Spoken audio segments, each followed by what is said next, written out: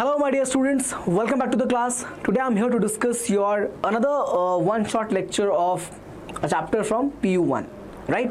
The chapter name is very simple. You can see on the screen, complex number.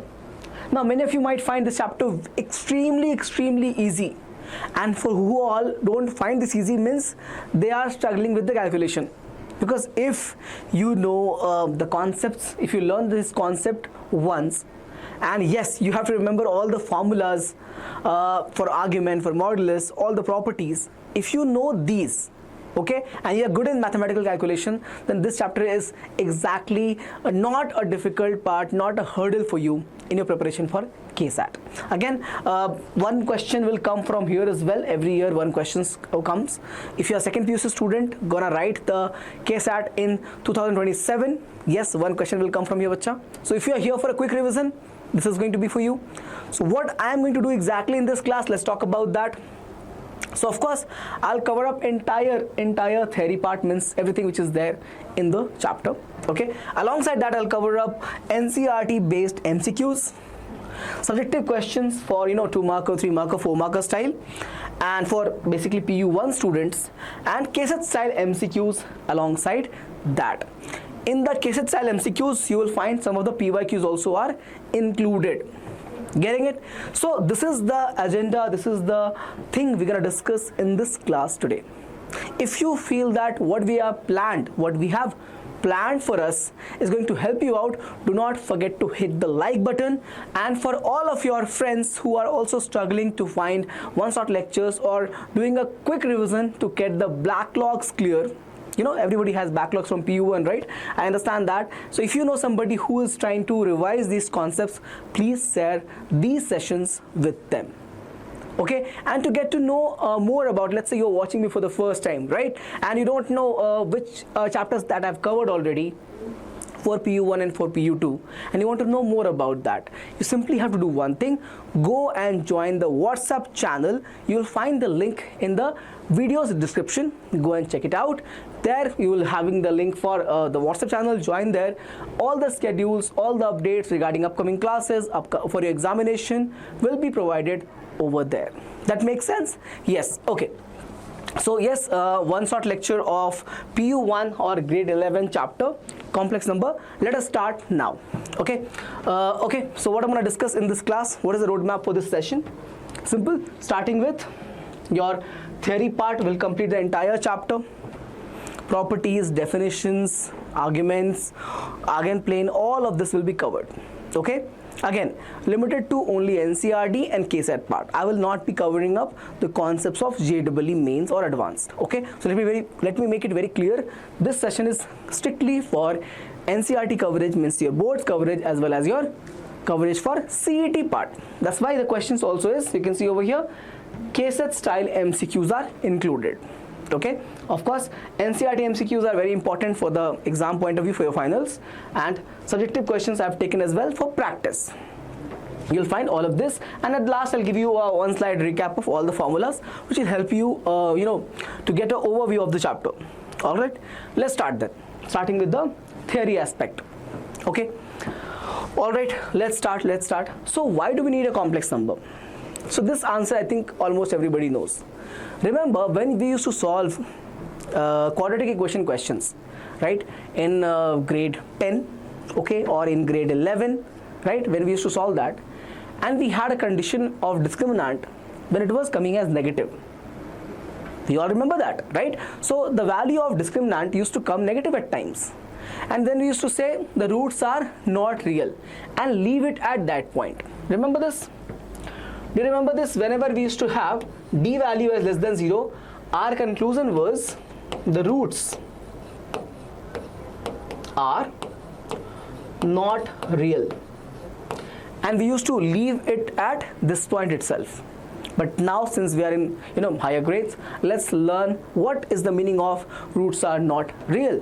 Okay, so basically, if you understand so far, if you understand the number system, it started from, remember, the counting numbers. If you recall, if you try to go back and ask yourself, how do you know numbers? You'll say, sir, my parents must have taught me counting of numbers, 1, 2, 3, 4, like that. So then I learned counting till 3, 10, 100. Of course, you'll not remember all of that, but I think you'll have an idea about it, right?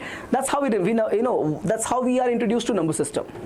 Our parents tell us, say 1, say 2, okay? Now my child knows how to speak till counting of 1 to 10. That's exactly what is called as natural numbers. So counting numbers is something where we get the first existence of number system.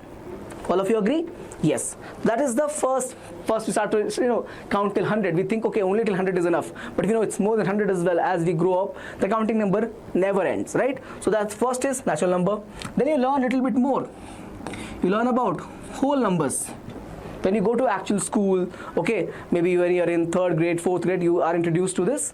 I think earlier as well, okay?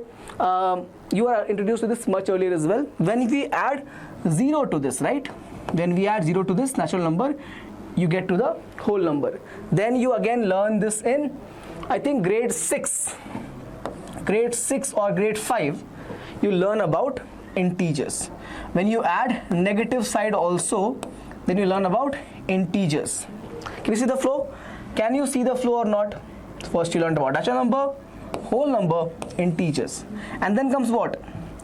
Then comes your, if you remember, then you learn about rational or basically fractions. Let me write this as rationals only. Rational numbers. Okay. So you add fraction to this, means you write the fractional form to this, to the integers, and it becomes rational number. Then you add the irrational part to this. Irrational part means those non-recurring, non-repeating numbers are there, no? Non-terminating, non-recurring numbers are the irrational numbers. And then you reach to what? Real number, right?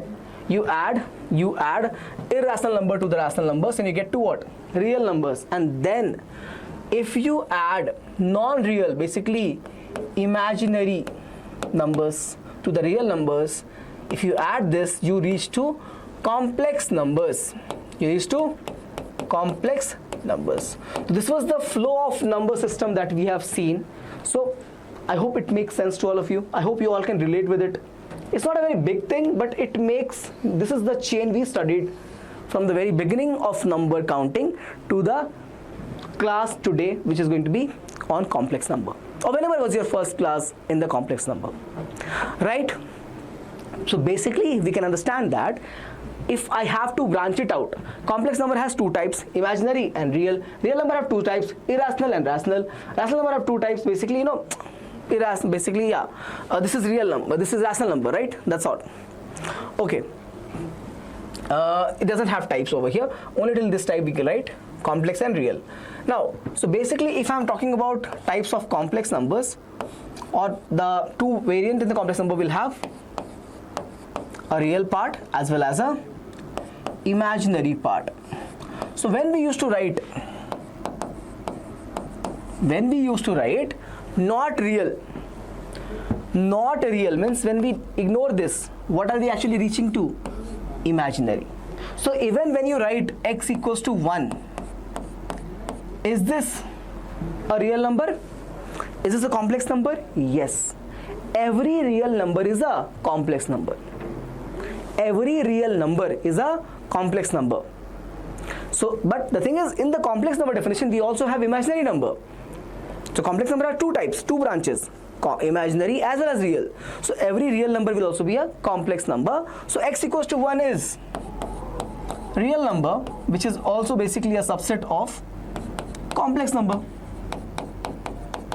right? This is what it has. So when we say not real, then we take in the complex number which is not real, that is called as imaginary number. So this is why do we need to learn complex number?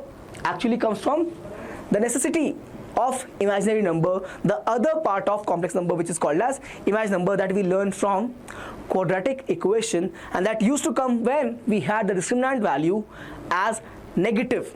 And when we take root of that, for example, let me say, if let's say d value is 4, we know, remember, the root was minus b plus minus root d by 2a. This is the formula. We can put the d value as 4. This becomes minus b plus minus 2. But what if b value is coming as minus 4. Then in this expression you will have root of minus 4 which you cannot find. So what Euler did, somebody calls it Euler, so your choice of saying the name, that's a name, right? So what Euler did, introduce this number over here as minus 1 into 4, minus 1 into 4, and took minus 1 as I square, minus 1 as I square, minus 1 as I square. Now you put it back over here, you'll end up with I square and 4. Now you have product of two perfect square. If you solve it, you'll have the answer as 2i or I2. Getting it? So we just factorize the minus 4 as minus 1 into 4, and minus 1 is taken as I square, another perfect square, and that if you factorize, take the square root, you get the value of 2i. This was done by Euler. Okay, this is done by Euler's. Okay, so equation like this have no real solution, so we try to, because we have to find the square root of minus 1, which we cannot do that, right? And that's when we introduce something called as a symbol called as iota, which has a significance or the meaning like I square equals to minus 1. Basically I is equals to root of minus 1. That's the necessity of the complex number. Complex number has, as I mentioned, has two forms, z equals to aib. If I look at on this side, this a represents your real part and this b represents your imaginary part, which is multiplied with the I. This I represents what? This I beta is nothing but iota. This is nothing but iota. So real part plus imaginary part together forms the complex number z. If I want only real part, let's say I want to write only or purely real, the right definition is, or the right way to say it is purely real numbers. Purely real numbers, then b will be 0. Then imaginary part must be 0. But if I want to write purely imaginary, just ulta, a will be 0, this will be purely imaginary. Right? Example, 3 minus 4i, 3 represents the real part, imaginary part is minus 4. Imaginary part is minus 4. Again, there's many definition and a lot of things over here you can see as well. Purely real is when b is 0, the imaginary part is 0, and purely imaginary when a is 0, which is nothing but the real part is 0. And when we talk about z equal to 0 means when the complex number is 0, yeah, 0 is also a complex number where imaginary as well as real part both are 0. One very important concept for all of you, that is called as integral power of the iota, which is I. Understand this. This is a cycle of 4. The power has a cycle of 4. Means it repeats after that. So I power 1 is I square is minus 1. We just learned right now. And I cube is, what is I cube? I square into I. So it becomes minus 1 into I, that is minus I. And I power 4 is, I power 4 is I square into I square, which is nothing but minus 1 into minus 1, and that becomes plus 1. So if I want to write, let's say I power 5, if I write here I power 5, it will become I into I power 4, it comes back to I. If I want to write I power 6, it will become I power 4 into I power 2. Get back to the same answer. I power 4 is 1. Remember, I power 4 is 1. This is very important. Okay, so if I write I power 8 also is 1. So basically I power 4n is 1. So I to the power, if the power of the iota is multiple of 4, I'll repeat again, listen to me carefully. If the power of iota, the I, which represents the complex part, imaginary part, if the power of that is multiple of 4, multiple of 4 means 4, 8, 12, 16 and so on. So if the power of I is multiple of 4, then the result of that will be always equal to 1. Means I power 4, I power 8, I power 12, I power 16, I power 20, I power 24 and so on. Also, if you look carefully, if you add all these plus, check here, I minus I 0, minus 1 plus 1 0. So this is a very important result. Sum of any 4 consecutive powers of I is always 0. Sum of any 4. Sir, what if I start from I1 and I take I1 plus basically I power 1 plus I power 2 plus I power 3 plus I power 4. I've taken that. So what if I start from here? I don't want this. I'll start from here. I square, I cube, I4 and then I5. Try this. Again you'll have the answer same as 0 only. So sir, are you saying that I take any 4 powers which is consecutive, sum will be 0? Yes, I am saying exactly that. If you take any 4 consecutive power, I'll repeat myself.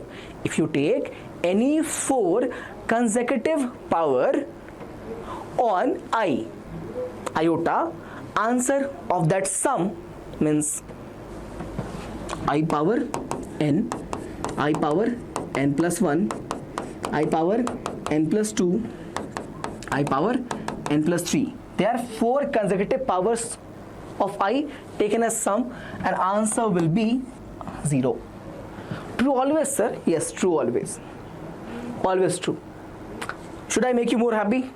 This has been asked in your CET. Means a question on this pattern has been asked on the CET. Not exactly the same thing, but on this pattern they have asked the problem in CET. Go check the PYQs once.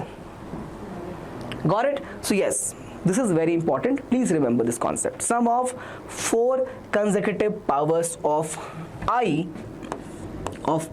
is 0. Okay. Next, shortcuts. So I power n is equal to r. If I have I power n equals to I power r, where r is the remainder of, when I divide n by 4. What's the meaning of this? What is the meaning of this, sir? This means, beta, if I have, let's say, I power 9, I can write this as I power r. I power r. That's what it said. I power n equals to I power r, where r is remainder of n by 4. R is, please check, remainder of, when you divide n by 4, divide n by 4. Sir, is that what it says? Please read again. I power n equals to I power r, but r is what? The remainder of the division of n and 4. Okay, sir, n here is 9. Okay, so if I divide 9 to 4, I get 4 to the 8. I get 4 to the 8, subtract now, you have the answer as 1. This is my r. That's how we do the division. This is my remainder. So basically, what it's saying over here that I power 9 will be equal to I power 1, that is simply I. That is simply I. Check it. If you're not sure, do I power 9 as I power 8 into I power 1. That's I power 9, right? I power 8 is what? 1, because multiples of 4 is 1. So 8 is multiple of 4. 1 into I power 1 is what? I. I'm getting the answer as I only. Same thing I've written over here. This is the property. So if you have, I'll repeat again, if you have I power n, it'll always be equal to I power r, provided r is remainder of, when you divide n to 4. Basically divide n by 4. Please check. Yes. So example, I power 57. I power 57. Divide 57 by 4. 14 times 4 is 56. If I have I power 57, what is it? I equal to remainder of dividing this by 4. I power remainder of dividing 57 by 4. Divide 57 by 4. 4 times 14 is 56. What is remainder? 1. So will be I power 1, which is again I. I hope this is clear. Okay. I power minus 1 is always equal to minus I. Please remember. If you have 1 by I, this will be equal to minus I. How come, sir? By rationalization, right? Multiply I on both sides. Numerator and denominator, you're going to get I in numerator and I square in denominator. And I square value is minus 1. Okay. Great. Next. So I hope my point is not just to, I can simply come give you the formulas of all of this complex number, because that is what is asked in the questions, okay, of NCERT and your CET. That'll be enough. But I want to break it down, every single thing which is there, which can be helping us understand the concepts this time in a better way. And not only that, so there will be a student, even if it is one, that is struggling with this chapter, and if I'm able to help that kid understand this time, I'll be very, very happy that whatever I have done, whatever effort I have put in to get this presentation, this class ready, and to get over here and deliver this lecture, my effort will be not wasted. So even if you are somebody who understood this concept this time when I'm teaching you, then this makes the purpose complete for this lecture. But it will not be complete until unless you get the access of this lecture properly, and that will be what? Learn from the AIO page. What is AIO page? It's a all-in-one platform, AIO, all-in-one platform, where you get access to all our lectures, all our YouTube lectures. You get also access to all the notes, okay?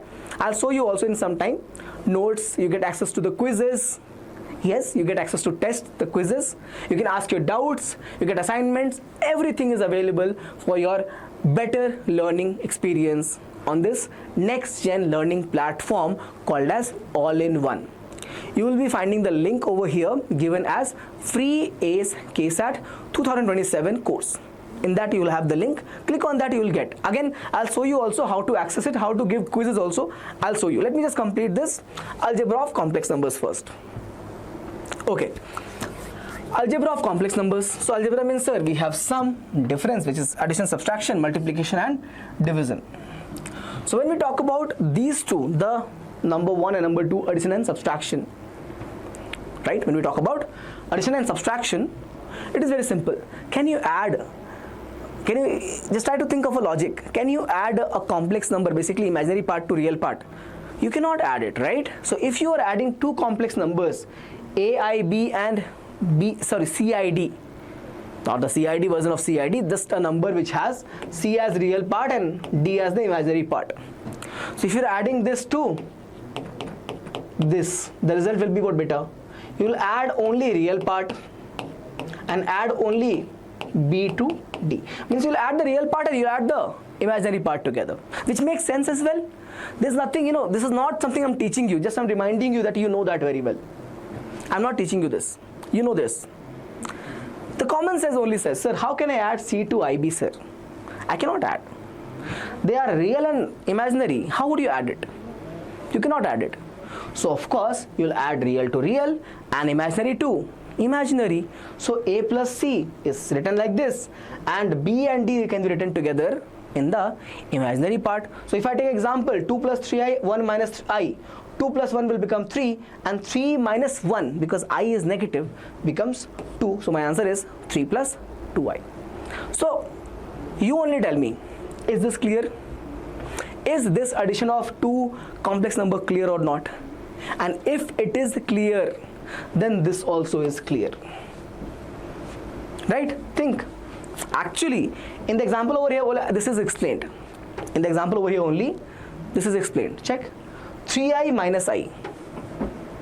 3i minus I. How do you solve it? 3 plus minus I. That becomes minus 1. It becomes 2 again. So, subtraction is also a addition. So, again, you want to do subtraction of the real part. So, A minus C.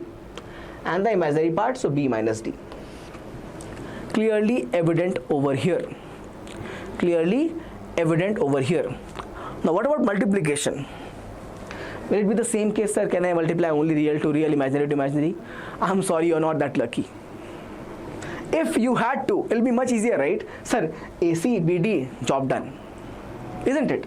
If the case was A plus IB multiplied to C plus ID, and they wrote the answer as AC plus IBD or I square BD, my life would have been so simple. I don't need anything else. Literally, I'm telling you, as a math student, I've been learning maths for so long now, and if this was the case, I would have been very, very, very happy. Of course, in certain cases it happens, but not always, right? Certain cases it happens, sir, yeah, when the numbers are 0 and 1 like that. You can create those cases, right? We can think and create those cases. But think over here. Think over here. This is not true. It doesn't work like that. We don't just multiply real to real and imaginary to imaginary. It doesn't work like that. How does it work? How does it work? Anybody know how does it work? Can you even think? Yes, sir. It works with the principle of distribution of multiplication over addition or subtraction. Right? How do you multiply any number to a bracket? You use the condition of distribution property. Distribution of what?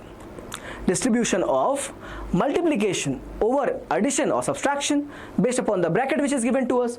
Let's say if I have here plus sign, I'll distribute A over C and ID both. So I'll get AC and AID. So we can see over here AD is present. Same way I'll distribute IB over C and ID. So I get IBC. So you have IBC and you get BD with a minus sign because of presence of I square. So simple. Multiplication is based upon distributive property of multiplication over addition. That, like always, you've been doing that for a long time now. Okay, the time you are introduced to algebra expansion, right? Algebraic expansion, grade 8, 9, then only know how to do it. The same principle is for multiplication. This I already told you.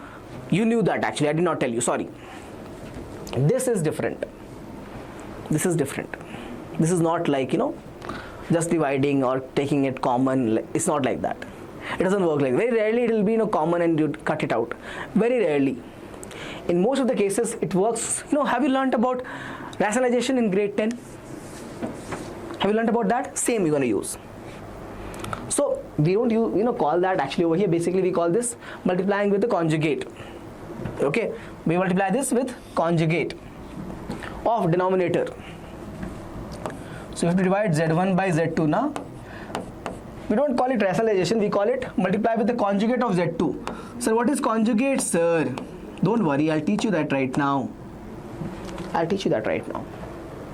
not taught you that. But I think you know that, right? You must have done this already in your the class, in your school. But if you multiply this with conjugate, that's how you perform this division. So division is a multiplication, yeah. You're gonna do it like this only. Division is a multiplication, right? We know that very well. Achha, one more thing. So either you call that multiplying both numerator and denominator with the conjugate of the denominator. Achha, this is very clear. Conjugate of what? Denominators. Can you see that? Z2, Z2 bar. Never do Z1, Z1 bar. It will be same, Z2 bar only. That's why I said something like rationalization. Okay? That's not the right term over here because this is not rationalization, right? Rationalization means what? Irrational to rational. But the operation is very simpler. It's very similar, not simpler. Very similar in nature.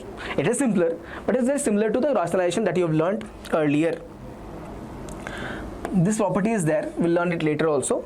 Multiplicative inverse, or basically Z inverse is Z bar by mod of Z square. We'll come back to this later once we have learned what is Z bar, Z inverse and all of that. Let's look at identities of algebra that you have learned. Remember, whole square, whole cubes, all the formulas, and they still work here as well. A plus b the whole square, that's the formula. A square, b square and 2ab. A minus b the whole square, same formula. A plus b the whole cube, the same formula. A minus b the whole cube and a square minus b square. All the basic identities that you remember are still here also useful and directly utilized in the question solving. Okay, so this is very obvious results. This is very obvious result and this is not much, not so obvious. Excuse me, not so obvious. What is this? Have you learned this concept? Sir, if I have root of a multiplied with root of v, answer is root ab. Have you learned this? Yes sir, we have learned it. This is correct. This is so 100% sure. I can bet my life on it. Right? Root a into root b is root ab, sir. You only have taught in some videos. Yes, I have taught you that in videos. Whenever you have root a, root b, multiply them root ab. Now I'm going to tell you something different. Not always true. This is only true when A and B are both non-negative, means A is positive or 0, B is positive or 0, then only I can say this is true. When A and B are non-negative, means positive or 0, then only this property will be true. Otherwise, have a look. Example is given over here. If I have minus root 4 into minus root 9 and use this property, what are you going to get? Check. Sir, minus into minus 4, so we're going to write this as minus 4 minus 9. Apply over here. Sir, minus 4 into minus 9 is plus 36. Answer is 6, and this is wrong. If you go like this, your common sense over here will work. Okay, minus 4 into minus 9 is, sir, plus 36. Root is 6, so that is correct. Yeah, and if it is a negative marking wala question, if it is an exam which is based on negative marking, you get minus 1, not only even 0. You don't get 0, you get minus 1. Because the actual concept is root of minus 4 is what? 2i. And root of minus 4 actual concept, the true concept is 2i, and this is what? 3i. So the answer becomes what? 6i square, and that becomes what? 6 into minus 1, and that becomes what? Minus 6, and this is correct. So how can the same expression has 6 and minus 6 both? One must be wrong, and this is wrong. It means whenever you're multiplying root a into root b as root ab, only true for this condition. Please don't forget that. Please do not forget this. Clear? I hope it is clear, guys. Clear? Clear? Okay. Next, conjugate of a complex number. Conjugate of a complex number. Sir, word looks very heavy. It's actually no. So if you have a complex number as a plus ib, then the conjugate is a minus ib. What if, sir, I have another complex number z1 as a minus ib? Then, sir, z1 conjugate is given by a bar you write, a line you draw on the complex number symbol. z1 bar is the conjugate symbol. Sir, this will be also a minus ib because that's what you told. A plus ib becomes a minus ib. I didn't say that. The sign will change. If it is minus, this will become plus. So that's why the word written over here is mirror image in real axis. Now what is real axis? Wait, I'll teach you that right now in this class in the argand plane. In the argand plane.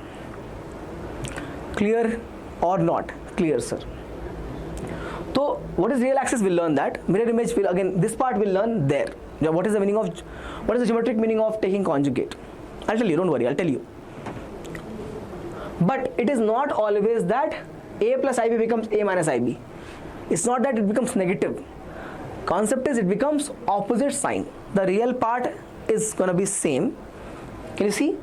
A is not changing its sign. The real part is not changing its sign. Only the imaginary part changes its sign. Plus becomes minus, minus becomes plus. Can you see over here? Both of them. So either you go like this or go like this. Answer will be same. Opposite in sign. Some properties on the basis of conjugate.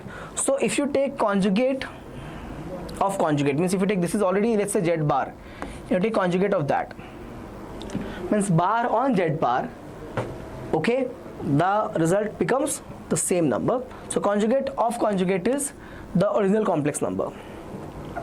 If you add to conjugate, what's the meaning of that? Let's say if the numbers are a plus ib and the conjugate will be a minus ib, add them. This cancels, you'll have the answer as 2a. That becomes twice of the real part. So if you add the complex number and its conjugate, if you add the complex number z and its conjugate, the imaginary part will cancel. You'll have only 2a, which is twice of the real part. But if you differentiate, means basically if you take difference over here, this will become z minus z bar, a minus a, and this will minus will become plus. So you'll have z and z cancel. This will be, sorry, my bad, sorry. This will become z minus z bar, a and a cancel, and you'll have equal to 2ib, means twice of the imaginary part. 2i times of imaginary part. Because b is my imaginary part, right? So write 2i times of b, so imaginary part.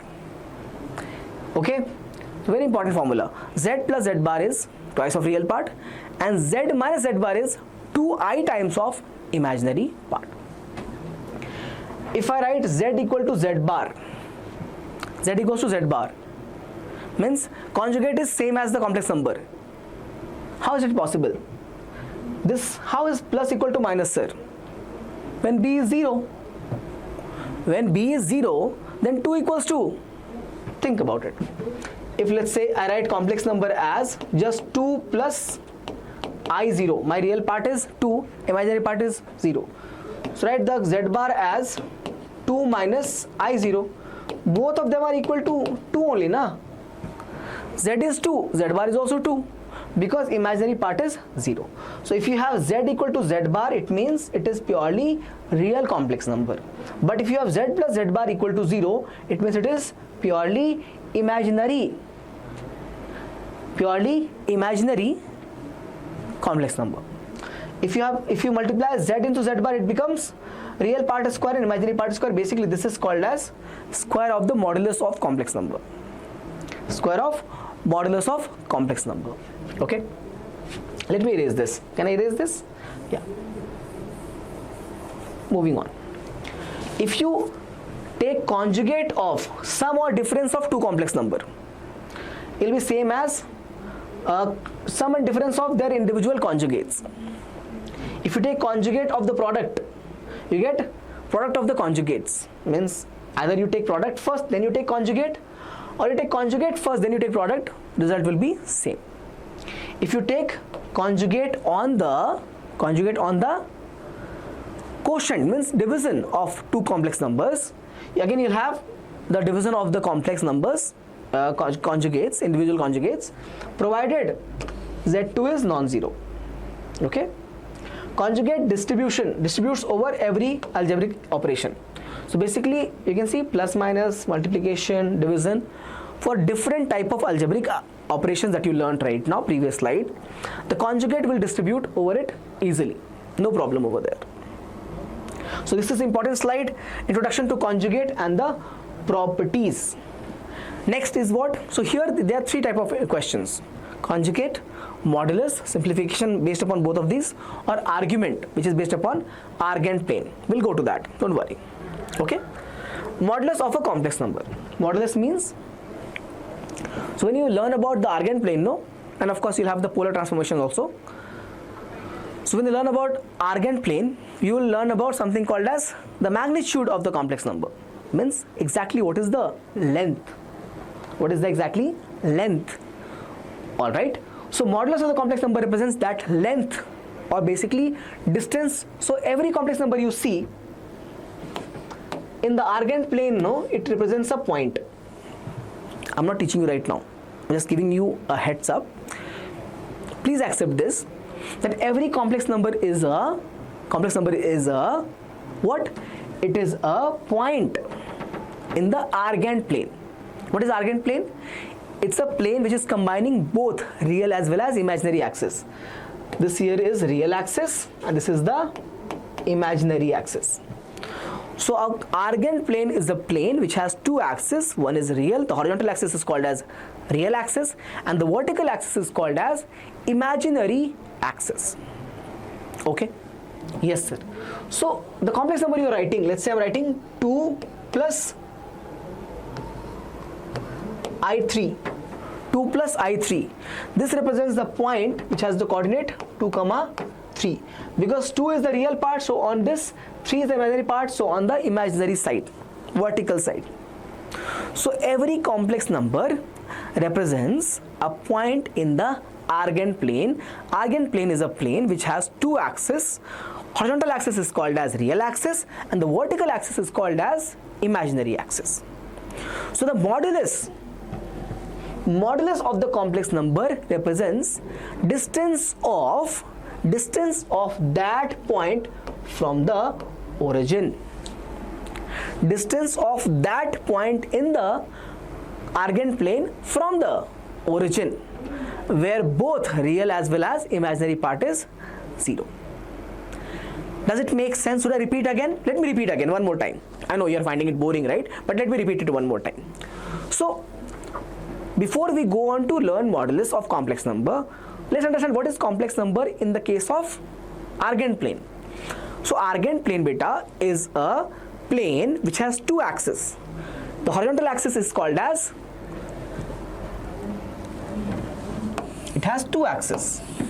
The horizontal axis, which we used to call it as earlier x-axis, is called as real part or real axis of the complex number. Whereas the vertical axis is called as imaginary axis. Imaginary axis. I'll give you a clue. You'll remember. Just give me 1 second. So the concept over here says that any complex number I'm writing, let's say complex number is 2 plus I times of 3.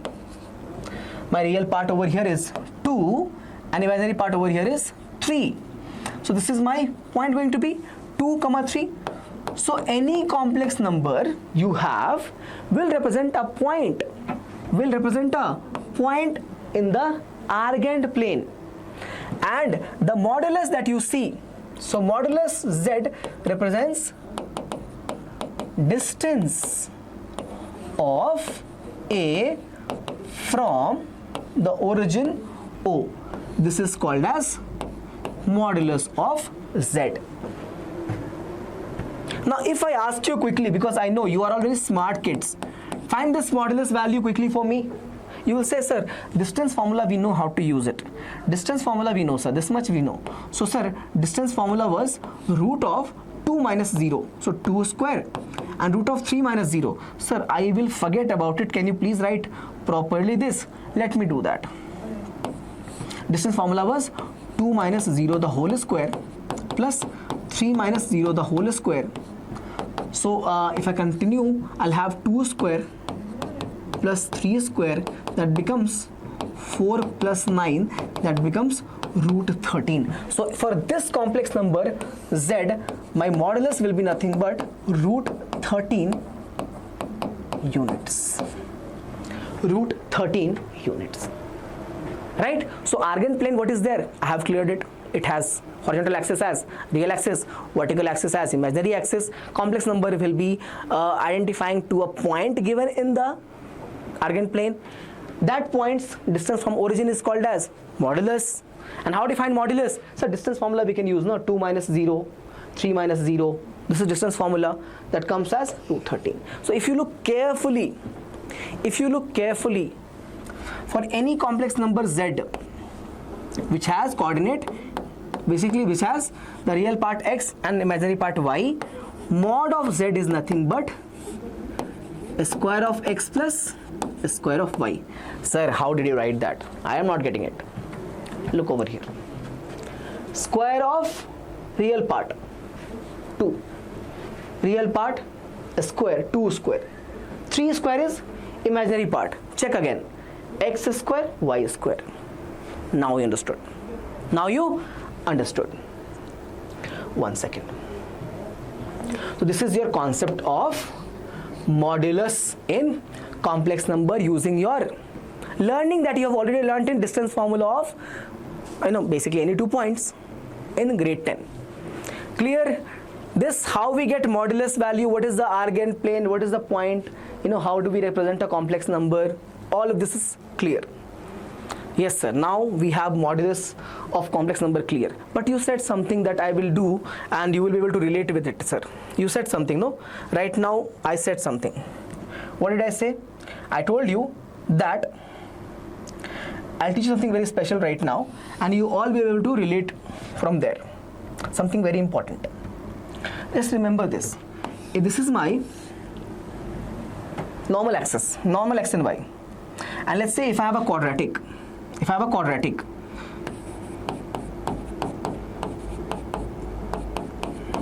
this quadratic I have, and the value of d, which is b square minus 4ac, is less than 0. Is coming less than 0. Basically, d is negative. Do you all recall in grade 10 learning this curve? Learning this curve, that the curve will be above the x-axis. Do you remember this? Do you remember this? That if the discriminant is less than 0, we should write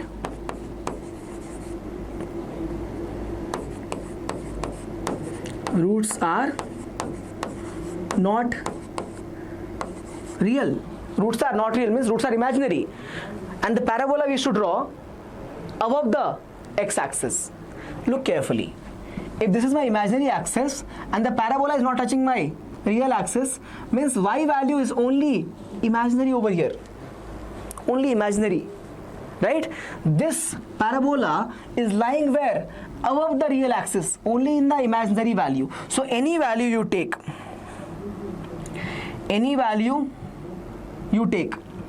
in this particular parabola, any value you take, any y value you take, it will be what? On the imaginary axis. On the imaginary axis, and that is why it was called as roots are not real. Roots are not real. Roots are not real. Excuse me. Let me just remove this mark. Roots are not real. Roots are imaginary in nature. Clear? This is my understanding. Again, this is not from the syllabus. I just want to show you, right? I can show you the other graphs also if you want me to. When d was 0, the graph was touching the x-axis at 2 point. When d was more than 0, messed up. 1 second, guys. Just a second. Sorry. When d is 0, the graph was just touching, and when d was more than 0, the graph was cutting at 2 point. Cutting at 2 point. For less than 0, this was the graph, only in the imaginary plane. Okay, sir, this is clear. Modulus is clear, and that I can recall from there. Okay, let's get back to this now. So modulus represents distance of the point in the complex or argand plane from the origin. Okay, let's get back to this. If I have to find for this, square of 3 is 9, square of 4 is 16, the sum becomes 25, answer is 5. Mod of z is 0, then it means z is also 0. Z is also 0. When z is a 0 means 0 complex number, that's why mod of z will be 0. Mod of z is equal to mod of z bar, which is equal to mod of minus z. So if you are finding basically mod of x plus iy will be equal to mod of x minus iy will be equal to mod of minus x minus iy. All of them are equal. The real part of the modulus or real part of the complex number will lie from minus of mod z to plus of mod z. Same goes in the case of imaginary part also, will lie from minus of mod z to plus of mod z. Z into z bar, if you multiply two numbers, conjugates, what is it? X plus iy into x minus iy, the conjugates, answer will be always x square plus y square. That's why written as square of the modulus, because modulus is in the root. So basically it will be in this case square of the modulus. Please check. Z into Z2, if you apply this on the product of it, again it will be separated using the product of the modulus, individual modulus. You can do the same for the quotient also, the ratio also. Yeah. Let's move to some other results. Again, same formulas based on power results. Z plus Z1, the modulus whole square. This is modulus. Now, the other one is not modulus. The other one was simply on the complex number. You'll have Z1 square, Z2 square, twice of Z1, Z2 bar. Again, in this case, you'll have this minus sign, twice of real part of Z1 into Z2 bar. If you add them, this is important, twice of Z1 square plus Z2 square. Again, everywhere you can find the modulus. Okay, please memorize this. This is called as parallelogram law. Now this is also very important, very very important. Triangle inequality. Triangle inequality. So mod of z1 plus z2, mod of z1 plus z2 is less than equal to z1 mod plus z2 mod. What's the meaning of that? I'll tell you this.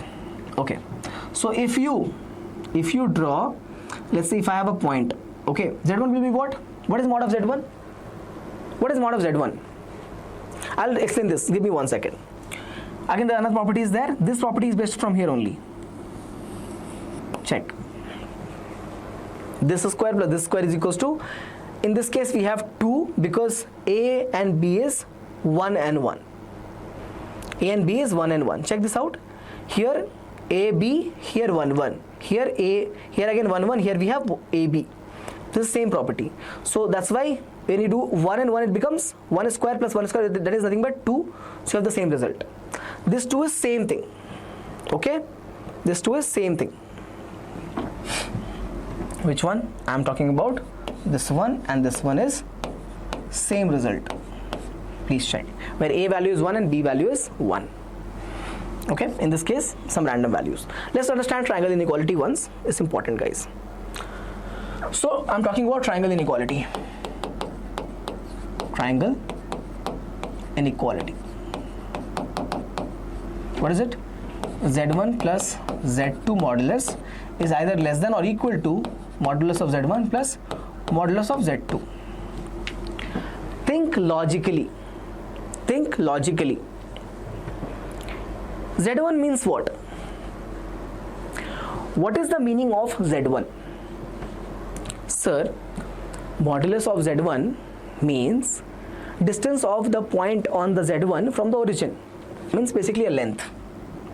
So if I call this to be a length,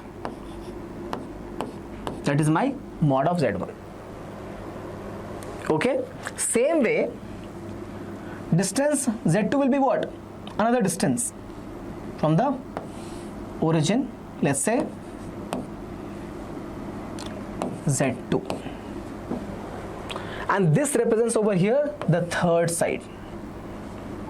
This represents over here the third side, this. So z1, z2 and z1 plus z2 represents the three sides of a triangle. And we know that very well, any side of a triangle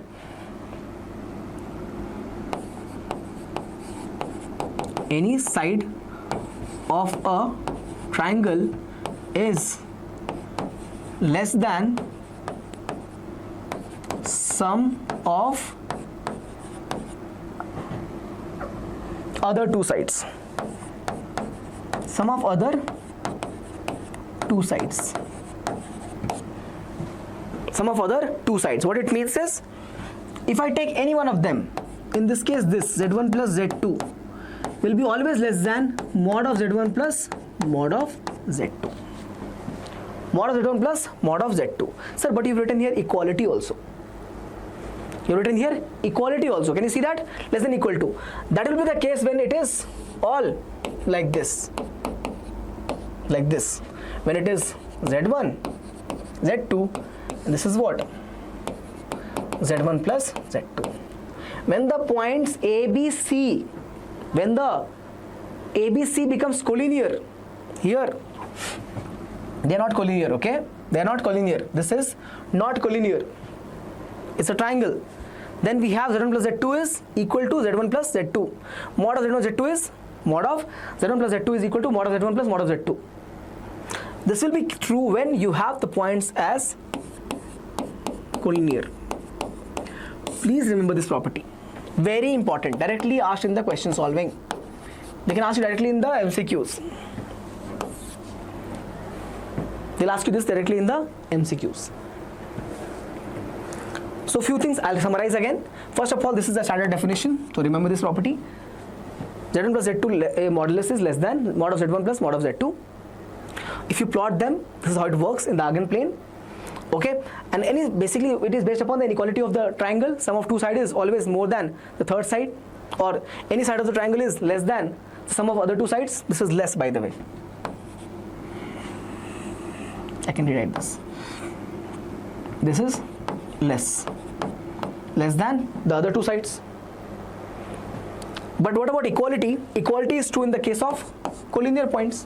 When the 3 points, 3 complex numbers are lying in a straight line, it becomes collinear.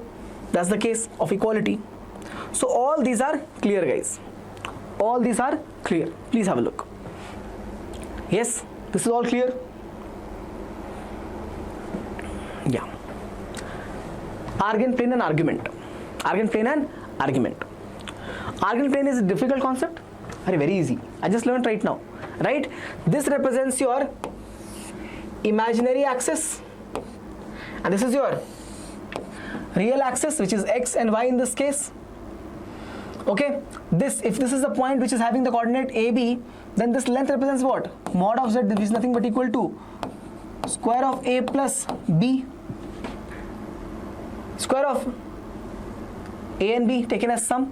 What if I ask you, please, if z is equals to A plus IB, plot me this z bar.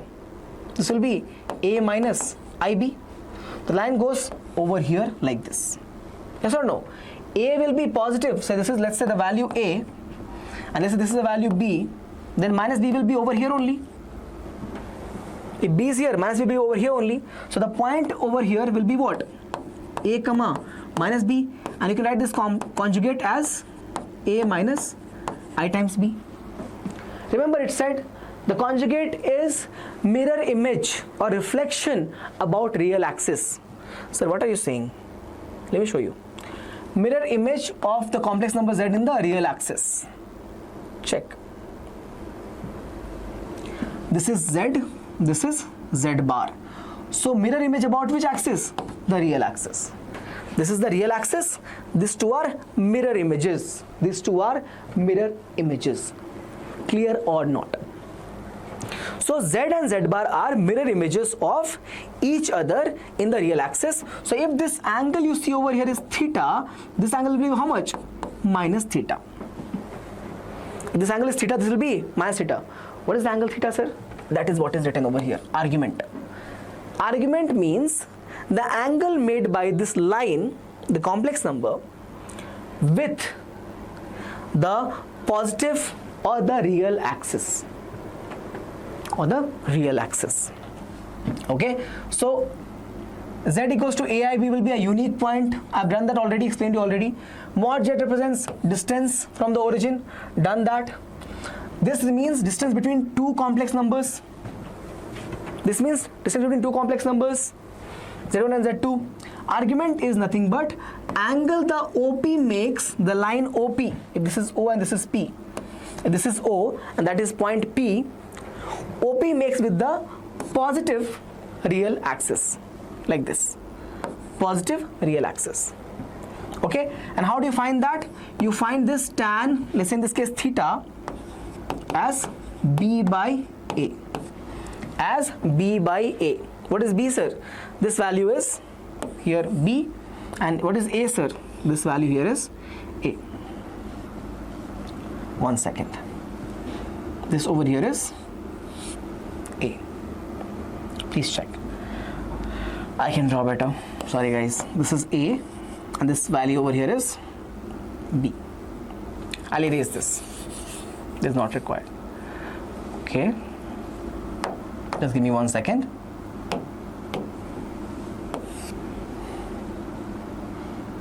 This is the length B. So basically you're going to do B by A, take the modulus, okay, and apply what? Tan inverse on this. Apply tan inverse on this. You'll end up with the angle theta. Tan theta is mod of B by A, theta will be tan inverse of B by A. That is called as the argument theta. Okay, and also remember this argument of the complex number z and z bar is 0. It makes sense? Check here, this is for z. This is for z. What is the argument here? Theta. Let's check this case. Argument of z plus argument of z bar. Cross check here. For z is what is the angle? Theta. So right here, theta. And this is z bar. This is z bar. What is the angle?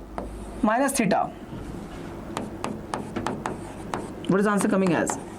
0. So argument between z and z bar, okay, basically argument of z plus argument of z bar will be always what? Sum will be 0 because they'll be negative of each other. Basically argument of z will be equal to negative of argument of z bar. Okay, clear? This is clear? Okay. Conversion to the polar form. Conversion to the polar form. So how do you convert this? So usually we write the complex number as z equals to what we are writing over here. Okay, a plus ib. A plus ib. Wait, patience. This is the point. A comma b. This was mod of z. This was mod of z. Mod of z is given by root of a square plus b square. This is actually going to be the value for mod of z. The r is nothing but equal to mod of z. What about theta, sir? Theta comes from here. Theta comes from here. From here. Check. Theta will be what? Theta will be, so you'll have tan theta as b by a. Tan theta as b by, that's why written over here. Theta is argument of the z. Can you verify this? Can you verify from here? Let's check. If I write the complex number, I'll get what? R cos theta plus I times of R sin theta. Right or not?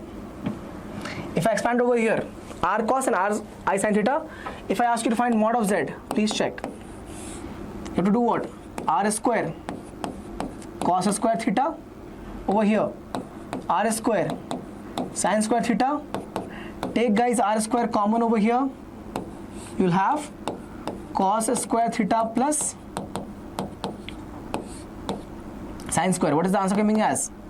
R square into 1, because cos square plus sin square is 1. So this is going to be simply root of R square, that becomes R. That becomes R. And this is what is the LHS side? Mod of z. Can you see? That's why mod of z equals to R, which is coming as this value. That's why we wrote that. Please check. Okay, this example we'll see. I'll explain you this whole thing next slide. Let's start. Yeah, actually I had to drink some water, but now it's all sorted. Thank you. Okay, what do we have to do? Worked example. Convert this into polar form. Okay, let's do that. What do we have? I've done it already over there, but let me show you again. This complex number is given as -1 plus. Acha, I root 3 is there. I didn't see. I root 3. This is given in the Cartesian form. This is called as Cartesian form. In the complex form, you'll have simply r and theta left. Okay. So in the polar form. In the polar form. Okay. First thing is to find the mod of z, which is going to be r. So r will be equal to root of, check here, -1 square plus a square of root 3. So r becomes equals to 1 plus 3. That's going to be 4. So r is coming as 2. The r value is 2. Is it over? No, I have to find the angle also. Angle is given by tan theta equals to b by a in the modulus. What is b going to be? Root 3 upon, that is -1. That becomes root 3. Clear? So theta will be tan inverse of root 3. How much is the answer? Pi by 3. Pi by 3. Now check guys. Yes. So if you look at this carefully in the Argand plane, which is real and imaginary, this point lies over here somewhere, right? -1 comma root 3 lies in the second quadrant. Lies in the second quadrant. For second quadrant, the rule is, over here the rule is, there's a rule, okay? So let's go. The rule is pi minus whatever angle you're getting. So the angle is coming as pi by 3, right? So let me just write that as pi by 3. So this will become what? This will become 2 pi by 3. So this is going to be your actual theta value. So if you want me to, I can change something over here. I'll write this as, and this as alpha actually. Tan of alpha, this has alpha. So this is basically representing the alpha. So theta will be equal to what? Pi minus alpha in the case of second quadrant. In third you'll have minus pi plus alpha. Okay, that's the second quadrant. So if you check this over here, the value is coming as 2 pi by 3. So answer becomes what? This was the Cartesian form. So for a polar form you'll have the answer as r is 2. Then you'll have cos theta, right? So you'll have cos of what is it? 2 pi by 3. And then again plus I sine of 2 pi by 3. Yeah, 2 cos 2 pi by 3 I sine 2 pi by 3. 2 cos 2 pi by 3 I sine 2 pi by 3. Don't do the mistake of expanding it again. Don't think of, we'll find the value of 2 pi by 3, sir, and then multiply with 2. We'll get back to the same answer. You don't have to do that. Do not do that. This is going to be what? Minus 1 by 2. Multiply with 1, multiply with 2, minus 1. This will be what? Root 3 by 2. Multiply with 2. It becomes root 3. So don't do that. Do not do that. Okay? Do not do that, please. Alright, clear na? Cos 2 pi by 3 is the value for cos theta. This is sin theta. R is outside. This is your final answer, by the way. This is your final answer. Here we go. Polar form. This was Cartesian form. Okay, this was Cartesian form given over here. The polar form over here. Now, before we move on, let me give you all a quick look of our AIO platform. What is AIO platform? As I mentioned, all-in-one online learning platform by Vedantu. So it looks like this. So how can you access it? First, have a look. So if you check any lecture, if you check any of the lecture, you can check in this session also. In the description side, you'll find over here as there is it, yeah, here. Join the free ACE KCET 2027 course. Free ACE KCET course is there. Click on that. You'll get this page will open in front of you. Again, I have already logged in with my profile. You can simply move over here, click on buy now. You can see there's no charge for it. Click on buy now. It'll ask you to enroll through any number. Basically create a login information, login credential. I have used my number to create that login information. You can use yours. Once you click on that, once you're already done with the login information, again there's going to be no charge about it. Then click on the same thing, log in with the same thing over here. For example, I have logged in with my number over here, right? You can log in from the same corner. They'll have an option of sign in over there with the same login information that you created, and you'll have this particular web page will open. This learning platform will open for you, from where you can start the learning. You can see here you'll have my courses as YouTube course ACE KCET 2027. Now click on continue. Your course will open like this. You can see over here you have Ved to ask doubt. You can see ask Ved. This is doubt asking platform. You can ask from here also, InstaSolve. You can see physics, mathematics, biology, all these lectures are present over here. You can ask again, you can have assignment, classes, everything available over here. You can see assignment, other content, all is available. Let's see, I want to look at my classes right now. So there are so many classes that have been conducted. You can see the title of the class, and accordingly what you can do, let's say for this lecture I want to watch it again. Just click on play. It'll run as it was in the YouTube. Okay, so you can play from here. You can rewatch it as many times as possible for you from here. Then let's say you want to download the class notes. Click on the class notes. You'll get the notes over here for that particular class attached. the class slides. So this was the class slide. You'll get all of this attached over here. You can see the class note is also available. Now if you go back, let's say I want to attempt a quiz. Okay, so let's say I will take any particular function so that it will be easier for me to understand. One second. Let's say I want to attempt a quiz on, I can take any one of them, but I am just taking one that, let's say, relation and function I want to solve, relation and function. So I'll click on the quiz.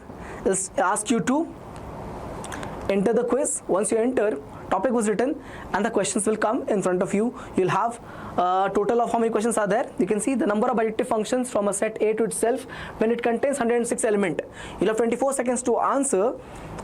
I'm looking for number of bijective function, right? From set A to itself. What is the answer going to be? 106 factorial. So I took 8 seconds to answer. Accordingly, I'll get my score. You can see over here, my score is, if I continue, my leaderboard will be also here. Means for all the students who have participated so far in this quiz, you'll find my rank is 109. My score is 821. Okay, for the student who have participated, you'll have rank as well. So my rank is 109. So if I go to next question, again I can keep continuing like this. I have total of 6 questions in this quiz. Okay, so I can access quiz. So the question is, which of the following function is an odd function? Odd function. So I look for odd powers, this one. Odd function is this. So my answer is correct. I get 931 points. Again, continue. My leaderboard continues. I can go for each and every topic. I can give as many quizzes as possible. Okay, for different topics. Now, okay. So after the second question, many have attempted it right. So my score is 1752. My score is 1752, and the highest score is 982. Depends upon the speed of solving it. Okay. So I'm just giving you brief of it. This is how the course looks like. This is how the platform looks like. You can learn. All the lectures are present, assignments, doubt solving you can ask in InstaSolve, class notes, quizzes, everything is available for you to learn, and there's no charge for it. It's absolutely free for all of you. So if you are here, if you're learning for seriously from us, take use of it. Okay, make use of it. All right, let's get back to the class now. Let us get back to the class now. Last few concepts, then we'll go to the problem solving. Square root of a complex number. How would you solve that? So let's say if you have a complex number given as a plus ib, and you want to find out square root of that. I've taken an example over here as 3 plus 4i. This is a complex number, 3 plus 4i. Let's say the square root will also be a complex number. By square root of a complex number will be what? Sir, it might be real. It's okay. Even real number is a complex number. So let's say the result of this is a complex number x plus iv. Okay, so if you take a whole square over here, I can write what? 3 plus 4i is equals to x plus iy the whole square. So if you look carefully, the number 3 you have will be a real part. So here what will be the real part? You'll have x square and you'll have minus y square. How come? Because second term is I square y square. I square is minus 1. So you have second term will be minus y square. That's my real part. And for the imaginary part, we have 4 over here. And this will be what? 2i xy or I 2xy. Or let me write it properly. Okay, why will I write I? I'm just comparing the parts, right? So 2xy. So 2xy is equals to 4, whereas x square minus y square is equals to 3. I have the results now, 2 equations I have. Let's assume one more value. Can I find the modulus z value? That will be, sir, equal to x square plus y square in the root. Mod of z, if you check from here, so this value will become what? This value will become, sir, so if you take whole square, you'll have x square plus y square equals to, check this value, you'll have 9 plus 16 in root. This becomes root 25, and that answer is 5. So I'm getting another equation, x square plus y square as 5. Okay, so far I have 3 equations. X square minus y square was 3, x square plus y square was 5, and I also have 2xy as 4. Add these two, you'll have this cancelled, you get 2x square equals to 8. So x square is equals to, bring this 2 on this side, 4. X is equals to 2. X is equals to 2. Put the value over here. 2 times of, what are you getting? Achha, this will be both plus minus, okay guys? Both plus minus. Over here you'll have, if I just use the number 2 into 2 times of y, so you're gonna get y value as also, check here, 1. Okay, Again, this will also be based upon if it is 2 plus value over here, it will be plus or minus. So basically, my root of 3 plus 4i is coming as, check, plus minus 2 plus I. 2 plus I. Correct. Same thing is given over here also. If you want to cross check to the whole square, you get the same result. Square of 2 plus I is 3 plus 4i. This is how you find the complex numbers square root. Yeah, alright. Chalo. Last concept is Q root of unity. This is sometime used in the KCET question, that's why I have given over here. So if you talk about this function basically, x cube minus 1 equal to 0, then we all know that you have one root from here as x equals to 1. But other two root, how do we get that? X cube minus 1 equal to 0, if I have factorized it, x minus 1, x square plus x plus 1. That's the quadratic after factorization. Do you all remember the formula of AQ minus BQ? Formula of AQ minus BQ? A minus B, A square plus AB plus B square. If you look at this quadratic, bacha, look at the D value. D value will be B square means 1 square minus 4 into 1 AC. What is my answer coming as? Minus 3. Means this is of course less than 0. So my roots of this quadratic will be what? Imaginary in nature. So over here we have x as 1. That is my one of the root.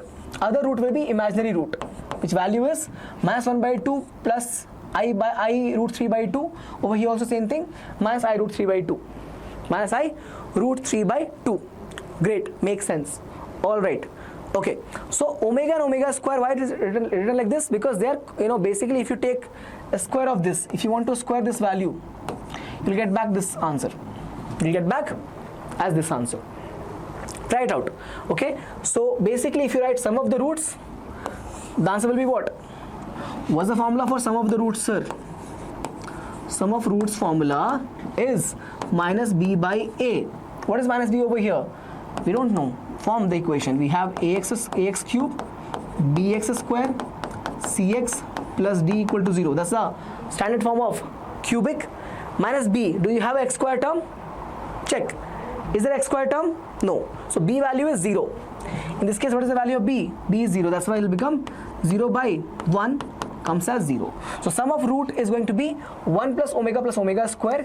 That becomes equals to 0. Okay, so you can use it 1 plus omega as minus omega square or 1 plus omega square as minus omega. Depending upon the need that you have in a question, keep using it from this condition. Also, omega dash means conjugate of omega will be omega square. Basically, the other two imaginary root will be always a conjugate of each other. Conjugate of each other. That's why omega bar is equals to omega square. And mod of omega will be always equal to 1. Try this. It will become 1 by 4, 3 by 4. Add them. 4 by 4, answer is 1. Check, no? Square of this term, 1 by 4. Square of this term, 3 by 4. Add them. 4 by 4, answer is 1. So modulus of the omega will be always equal to 1 because they are conjugate in nature. This is the end of concept side, the theory side of the chapter, complex numbers. Had fun, right? Learned each and every single thing which is important for our syllabus, for boards as well as KCET. Let's move on to now solving the 15 NCERT MCQs. Okay, great. The value of I power 57 plus I power 25. Did we learn this? Yes, sir, we learned it. I power 57 is equal to I power what? Remember, divide 57 by 4. Divide 57 by 4. Right? You'll have the answer as, look for remainder. Remainder will be 14 fours will be there. So you'll have, if you want to write it in a better way, so you'll have 14 4 1. 14 fours is 56. Then 1 is the remainder. So basically I'll have I power 1. And other one is what? 1 upon I power 25. Okay. So again you write I power 25. That will become what? Excuse me guys. Pardon me. Again divide 25 by 4. You'll have answer as 641. Remainder is again 1 only. So I power 25 is what? Equal to I. So this expression that you have over here becomes I plus 1 by I. Okay, do not take LCM anything, just take the conjugate over here, 1 upon I into I upon I. This is just for this part. Okay, continue please. You have I plus, multiply I into 1, that's I, and I into I, that's I square. Continue please over here. You get I plus I upon square of I is how much? Minus 1. That becomes I minus I, and answer is 0. Answer is 0. That's my option A. Answer is 0, and that's my option A. Clear? Clear everyone? First one is clear. Question number 2. Multiplicative inverse. So if this is my number, looks confusing. If z is given as 3 plus 4i, they're asking us z inverse value. There was a formula. Did you forget? What was it? Z bar upon mod of z. What is z bar going to be? 3 minus 4i. And what is going to be z bar? Square root of 9 plus 16. How much that will be? 25. Right? 25. Sorry. Yeah. You'll have square over here. My bad. So answer becomes 3 minus 4i upon 25. Upon 25. Correct? Option B is the right choice. So formulas are important, but once you understood it, and let me know whether you understood what I explained you in this class or not. Okay? Whatever I can do to help you out certainly will be done. Next question. Chali. Question number 3. 2 minus 3i, then z times of z bar. Formula is there, sir. That's the formula. Z times z bar is mod of z square. So find mod of z. Square of 4 plus square of 2 is 4. Square of minus 3 is 9. The whole square. Answer becomes root 13 square, which is 13. Option is C. Option is C. Clear or not? Please have a look. Please have a look. Question number 4. This is a standard form. Please remember it. This is standard form.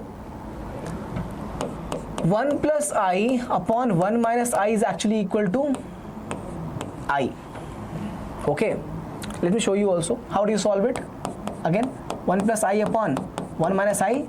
Multiply with conjugate. So 1 plus I, conjugate of denominator, right? So 1 plus I. You'll have numerator as 1 plus I the whole square upon 1 square minus I square. Right? This becomes what? 1 plus I square plus 2I. 1 square is 1 and I square is minus 1. It becomes minus of minus 1. Check. So this I square is minus 1 and this is 1. So they cancel. You have this as 2I upon 1 minus of minus 1 is plus 1. The answer is coming as I. So this is always I. What are they asking us? Modulus. So right here, modulus. Answer will become 1. Modulus of I is what? Root of 1 square. That becomes 1. Option is B. Clear, right? I gave answers to all the questions. Yes, A, B, C, B. Okay. So before I move on, I want to teach you one more thing here. This is 1 plus I upon 1 minus I. Remember this. This is important in CET. Very important form. This is always I. And what about 1 minus I upon 1 plus I? What about this? It will be minus I. Let me show you also. Again, how to do it? Conjugate of this. So 1 minus I over here and 1 minus I over here. You're going to get this as, again, square of this means 1 square plus I square minus 2I. And over here you'll have again 1 minus of minus 1. This becomes cancelled over here. Minus 2I upon 2. That's I. So remember this. 1 minus I upon 1 plus I is equal to I. Bad. This you remember. This is important. 1 plus I is there in the numerator, value will be I. If you have 1 minus I upon 1 plus I, value will be, minus I forgot, minus I, yeah, minus I will be minus I. Question number 5 now. Conjugate of this, so the complex number is given as z equal to 1 upon 3 plus 4i. So first we have to write this in the form of where we have the complex in the numerator. So let's write that 3 minus 4i upon 3 minus 4i. Now if you want to solve, you can solve. If you don't want to, you can check answer directly from here. Check. If you simplify this, you'll have what? In the numerator you'll have 3 minus 4i, that will be for complex z. So if you're writing z bar, this will become what? 3 plus 4i divided by something will be there. So look at the option. Not this, only is option B. So if you're just solving a MCQ, your answer is directly from here. 3 minus 4i is coming for z. So z bar will become 3 plus 4i. Right? Achha, what is this? Check the denominator. This here represents into this represents what? Cross check. Z into z bar. And what is this going to be? Mod of z square. Mod of z square. So take this out now directly. You'll have 9 plus 16. How do you find mod z? 3 square plus 9, 4 square, that's 16. Since this is going to be square of that, so answer is 25. Clear answer. Got it? Since we are solving MCQs, you should know the tricks to get the result faster also. You cannot keep wasting time in all the questions. Yes, answer is option B. If any of you felt that you need to explain again, don't worry, I have many questions like that. I'll again explain those problems. Principal argument of minus I root 3. Minus I root 3. Okay, sir. Okay, sir. So look at this. First you have to find what? Alpha. That is tan inverse of B by A in mod. So alpha becomes tan inverse of, just take the modulus directly. So mod of B will be root 3. That is simply 1. That becomes value as pi by 3. That's the value for alpha. The same principal argument. Check which quadrant is this first. I taught you for the second quadrant. This is in the third quadrant. Check here, minus 1, point will be somewhere over here. Minus 1 minus root 3. That's the point. Which quadrant is this, sir? This third quadrant of the Argand plane. For this quadrant, result is, the theta is given by minus pi plus alpha. Over here we had pi minus alpha. For this we have, for this quadrant what we have? We had over here in second quadrant pi minus alpha. Here we'll have minus pi plus alpha. And what about this quadrant? Fourth, you all know, right? Just simply minus alpha. Correct, na? For argument in the fourth quadrant, it will be simply minus alpha. So pi minus alpha, minus pi plus alpha, this is minus alpha. Over here, check this out. So we have the answer as minus pi plus that value, pi by 3. Answer becomes minus 2 pi by 3. That's the value for your theta, which is the expression for a variable for argument. Answer is option B. Did you had fun solving this question? Important concepts. Formula is there, but which quadrant is this? Third quadrant. Third quadrant formula is minus pi plus alpha. This is the formula for third quadrant. Please remember. That's the formula for second quadrant. Please remember.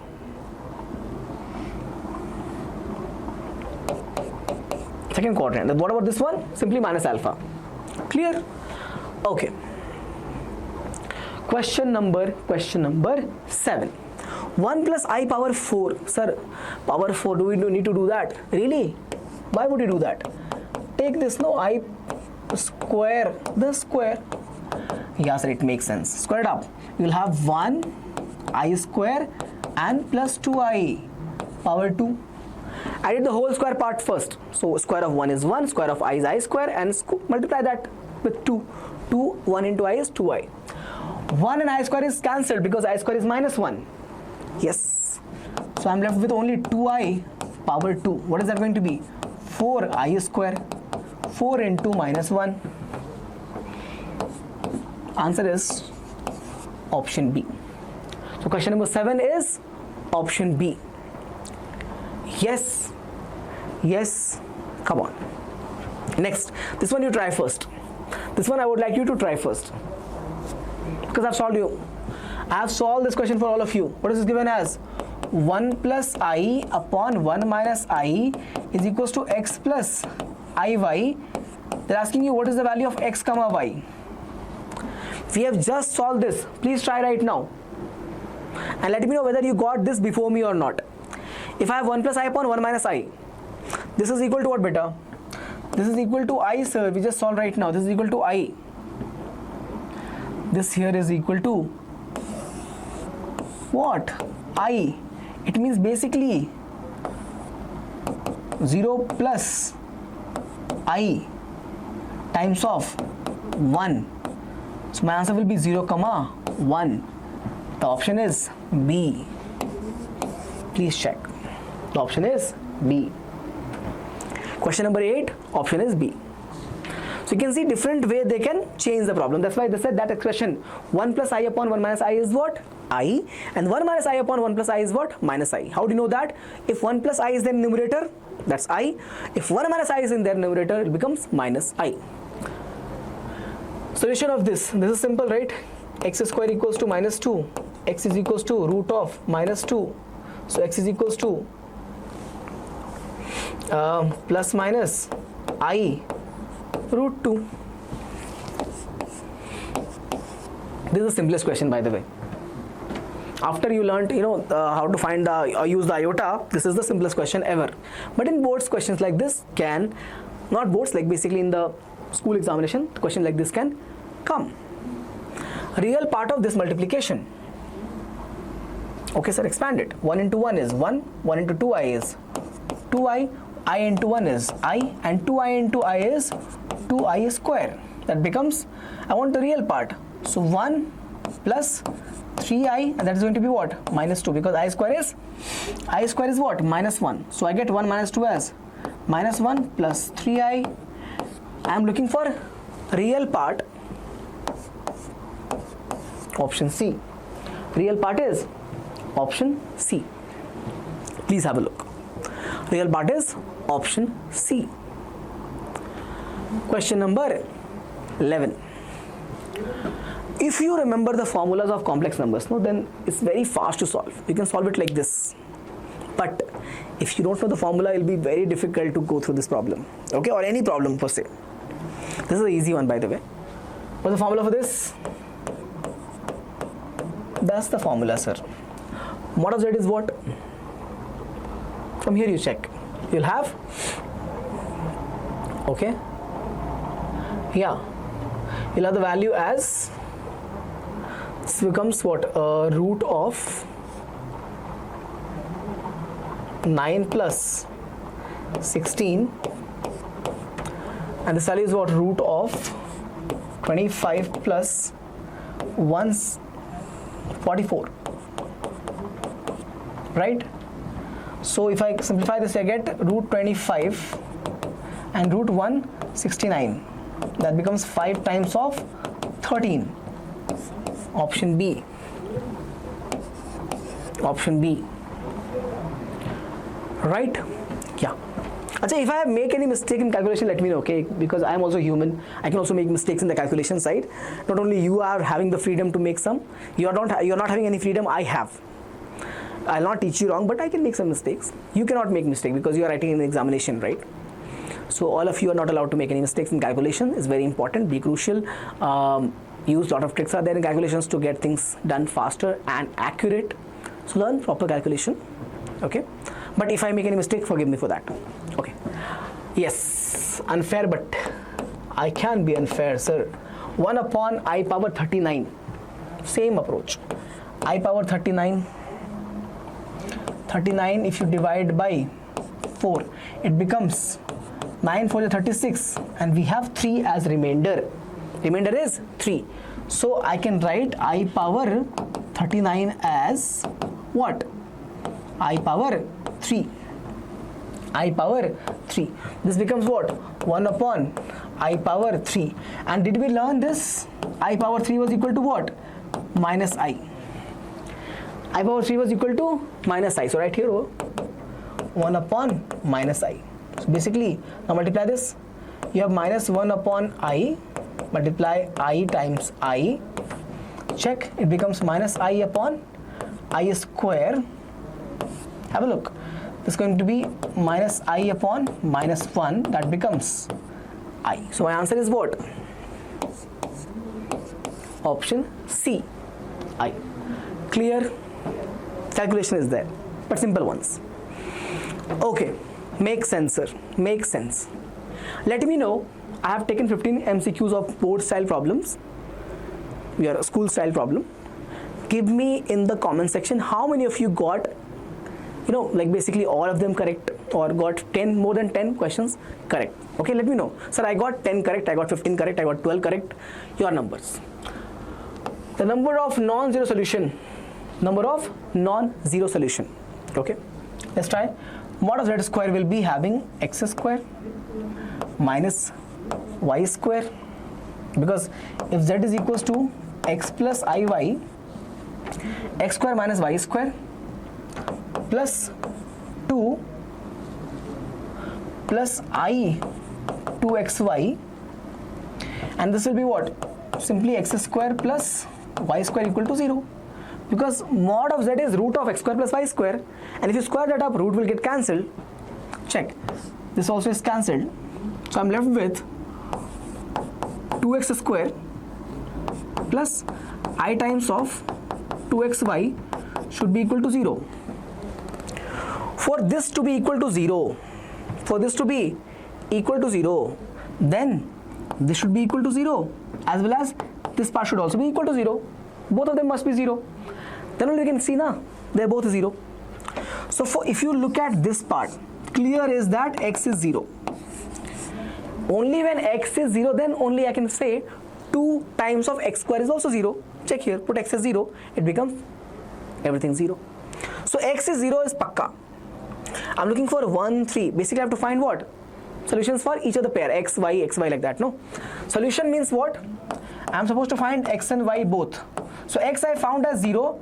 I need to find y. I need to find y. Look at y. So 2xy should be equal to 0. But x is already 0. It means y can be any real number. Yes or no? If 2 into x into y, if 2 into x into y is equal to 0 and x is already 0, this is 0, then you multiply anything to this will be 0 only. So y can be any real number. And how many real numbers are there? Y can be any real numbers. It means I can have 0, 1, 0, minus 1, 0, 1.1, 0, 1, minus 1.1, 0, 2, 0, minus 2, 0. I can have so many numbers. And that is the answer, option D. Since y can be anything, I can keep making this ordinate pair 0, y infinite number of times. That's why the number of non-zero solutions will be infinity. 0 will be what? When I cannot take 0, 0. I cannot take both as 0, 0. Everything else will be okay. So I have, if they ask us number of zero solutions, answer is only 1, 0, 0. But non-zero, infinite number of solutions are there. Question number 14 now. Z is x plus iy lies in the third quadrant. Z bar lies in which? Okay. Third quadrant. Over here. It means we have minus a minus b. So basically z is equals to minus a minus ib. So if I want to find z bar, I'll have what? Minus a plus ib. So negative a but b positive somewhere over here, right? This will be minus a comma positive b. So if this is z, this is z bar, this is third quadrant and this is second quadrant. Answer is option B, second quadrant. Can a question come simpler than this? Of course not, right? Yeah. last MCQ on the NCERT side, board side. This is good. Sin x plus I cos 2x and cos x minus I sin 2x are conjugate. Okay, it means if this is z x plus iy, then this is z bar x minus iy. Okay, sir. It means this sin x should be equal to this cos x. Please compare. If this is x plus iy and this is also x minus iy, means this whole value, x is confusing, right? Let me write this in terms of a and b. So a plus ib, this is a minus ib. So a value in this case is what? Cos x, and here a value is what? Sin x. But can a has same different values? Can a has different value? So this is cos x, this is sin x. Can a have different value? No. It means they must be same. It means a should be equal to cos x should be equal to sin x. Yes or no? Yes, sir. If you move this over here, it means tan x should be equal to 1. Tan x should be equal to 1. This happens when x is pi by 4, or those multiples where it lies in first or third quadrant. Okay, correct, sir. Look at b. B should be sin 2x and b should be cos 2x. B should be sin 2x from here and b should be cos 2x from here. Solve from this. If you move cos x over here, you're gonna get tan 2x equals to 1. Now this is possible when x is what? 22.5. If I just talk about second quadrant only, let's say first quadrant only, x is what? 45 degrees over here. And what is x value over here?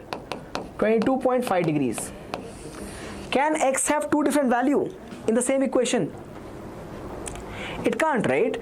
From here I am getting tan x as 1, then tan 2x as 1. There is no x value.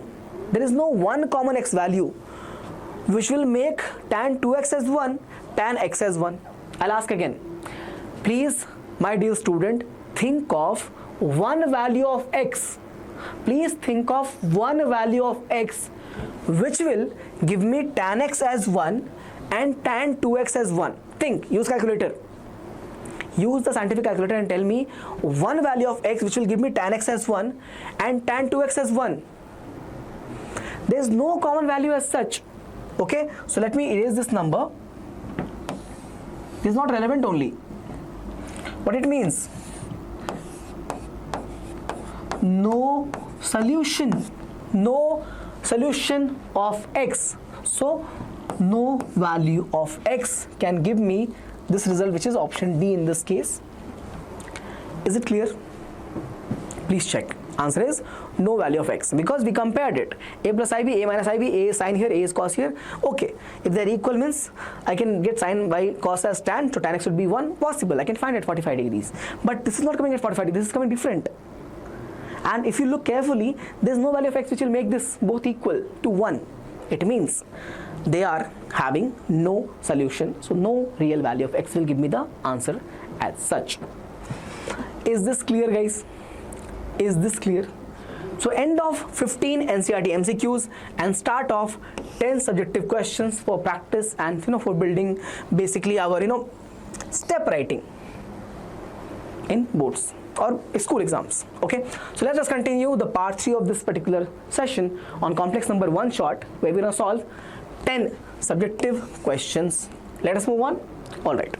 Okay, so number 1 on the subjective side. Express this in the form of a plus ib. We have the power 4, right? So how do you solve the power 4 questions? Use the square first and then later we're gonna utilize the next square.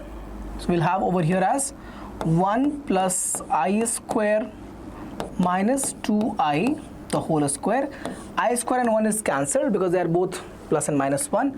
This leaves me with minus 2i the power 2 actually.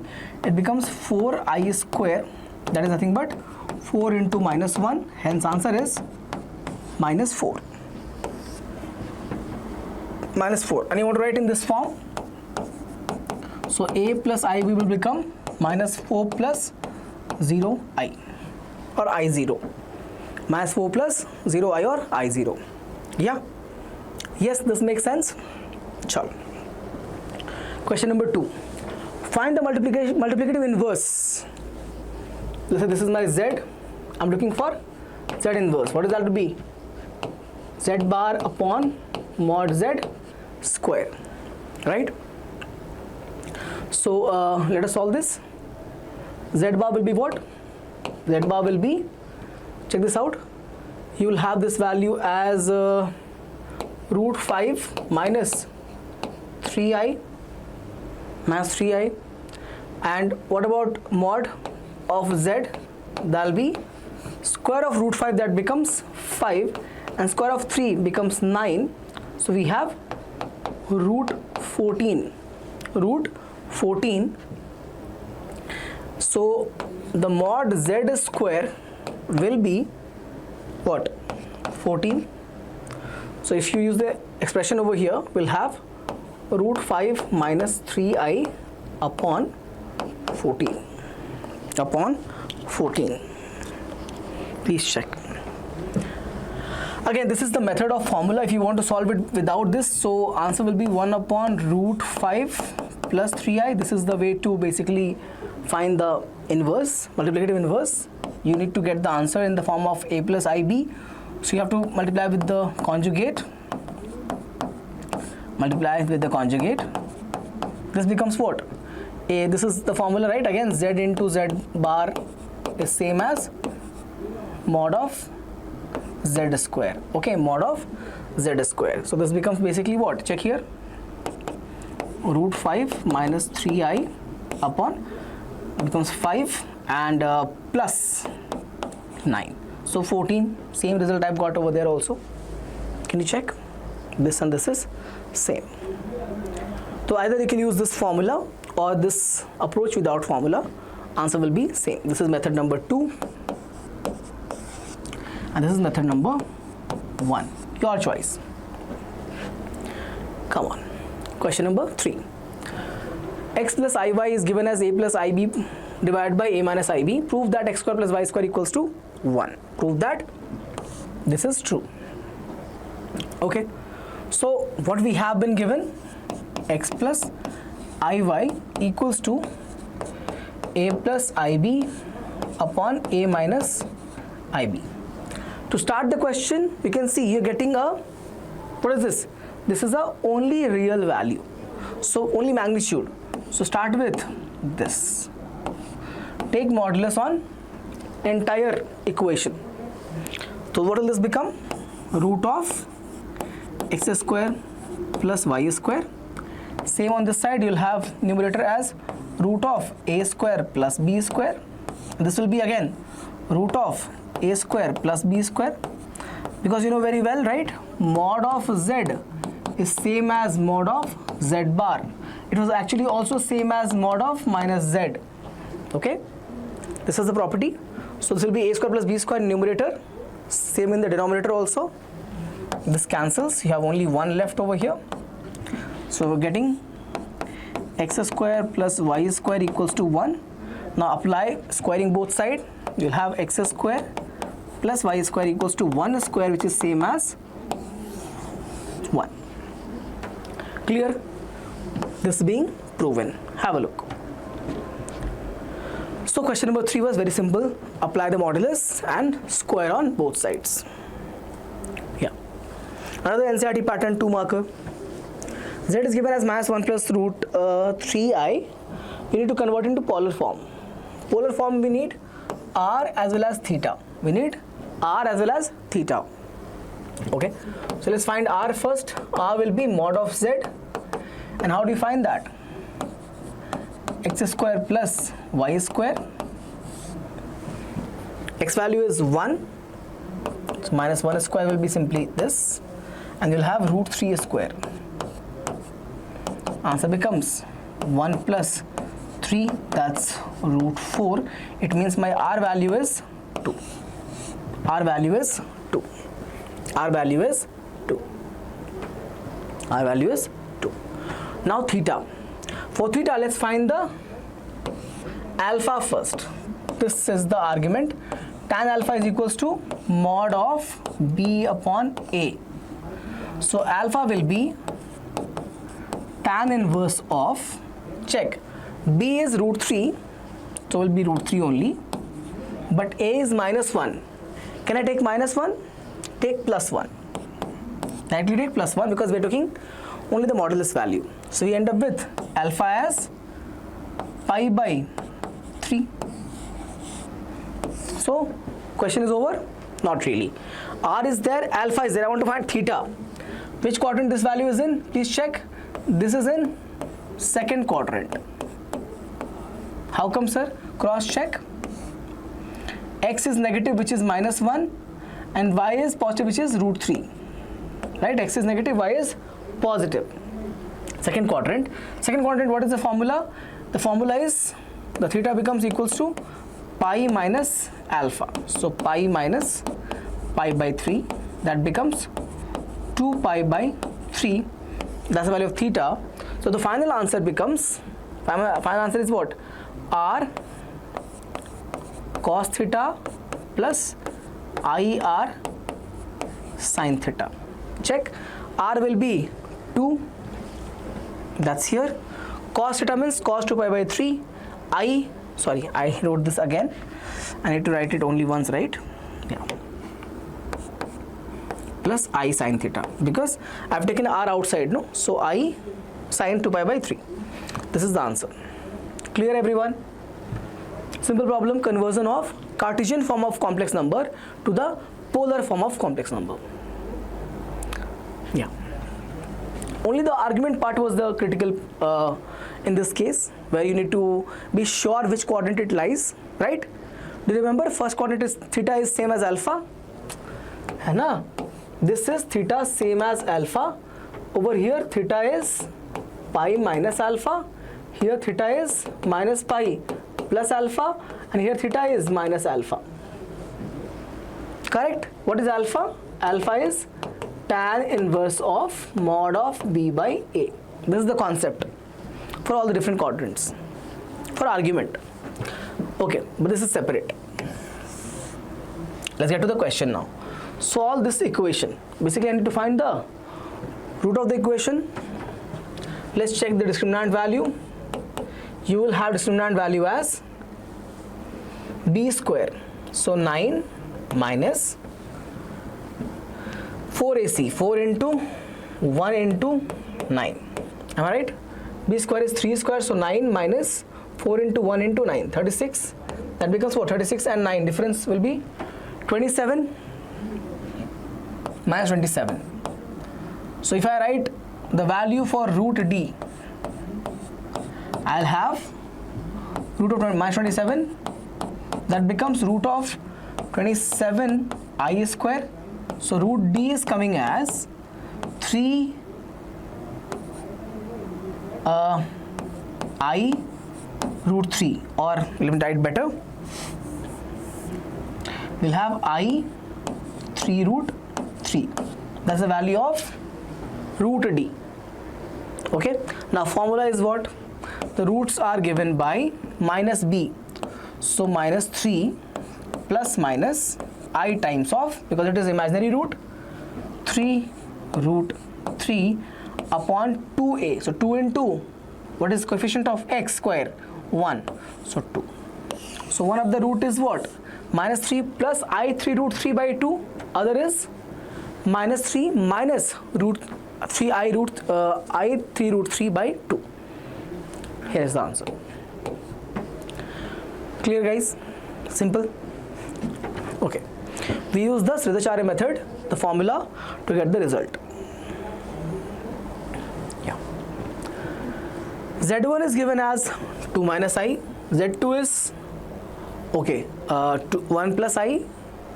And to find modulus of this ratio. Okay. Let's try.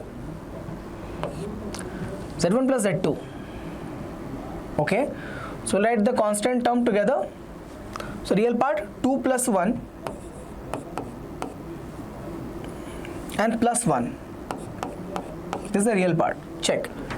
If you're adding Z1 and Z2, you'll add 2 with 1 and this also is also real part, so 4. Now let's go with the real imaginary part.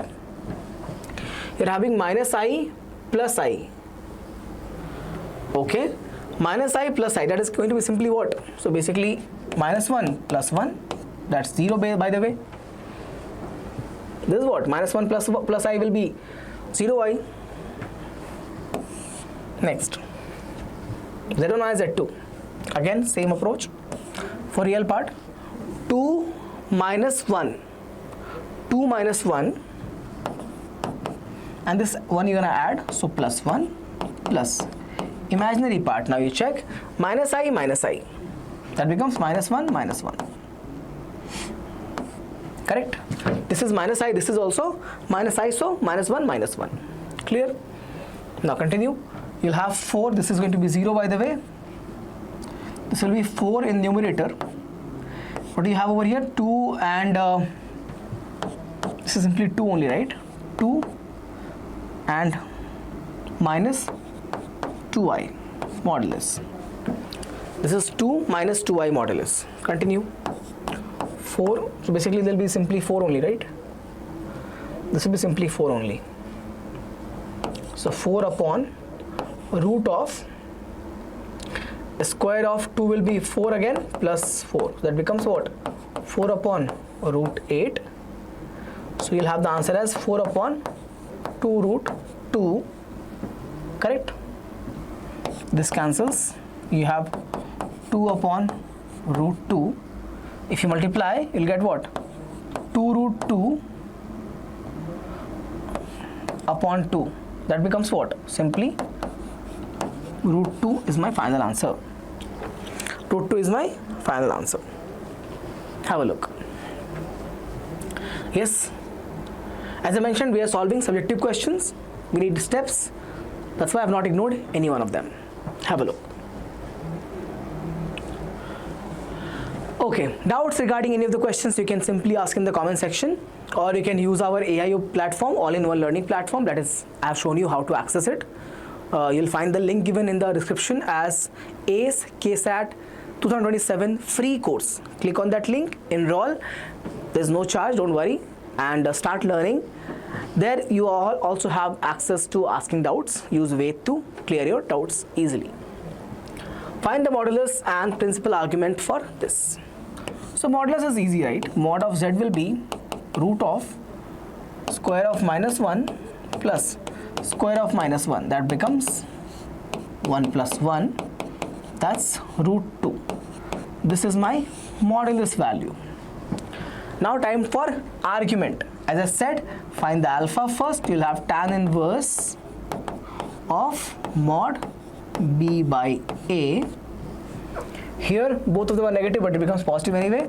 So tan inverse of 1, because they are both 1 and 1. So alpha value is coming as pi by 4. Before we move on, quickly check whether this given complex number is in which quadrant. They are both negative, means third quadrant. This is the point, right? Minus 1 comma minus 1. Minus 1 real part, minus 1 imaginary part. So third quadrant, the argument is given by minus pi plus alpha. So minus pi plus pi by 4. That becomes minus 3 pi by 4. That's my argument value, principal argument value, and the modulus will be root 2. Here is the answer.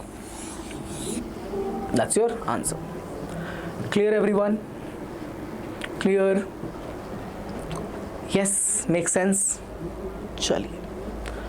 Next we have x plus iy the whole cube is given as some complex number u plus iv. They're asking us to show this relation is true. U by x plus v by y is a condition 4 times of x square minus y square. So I need to do what? Expansion of this first. Let's do the expansion. So expansion of that will be what? X cube plus I cube y cube plus 3x square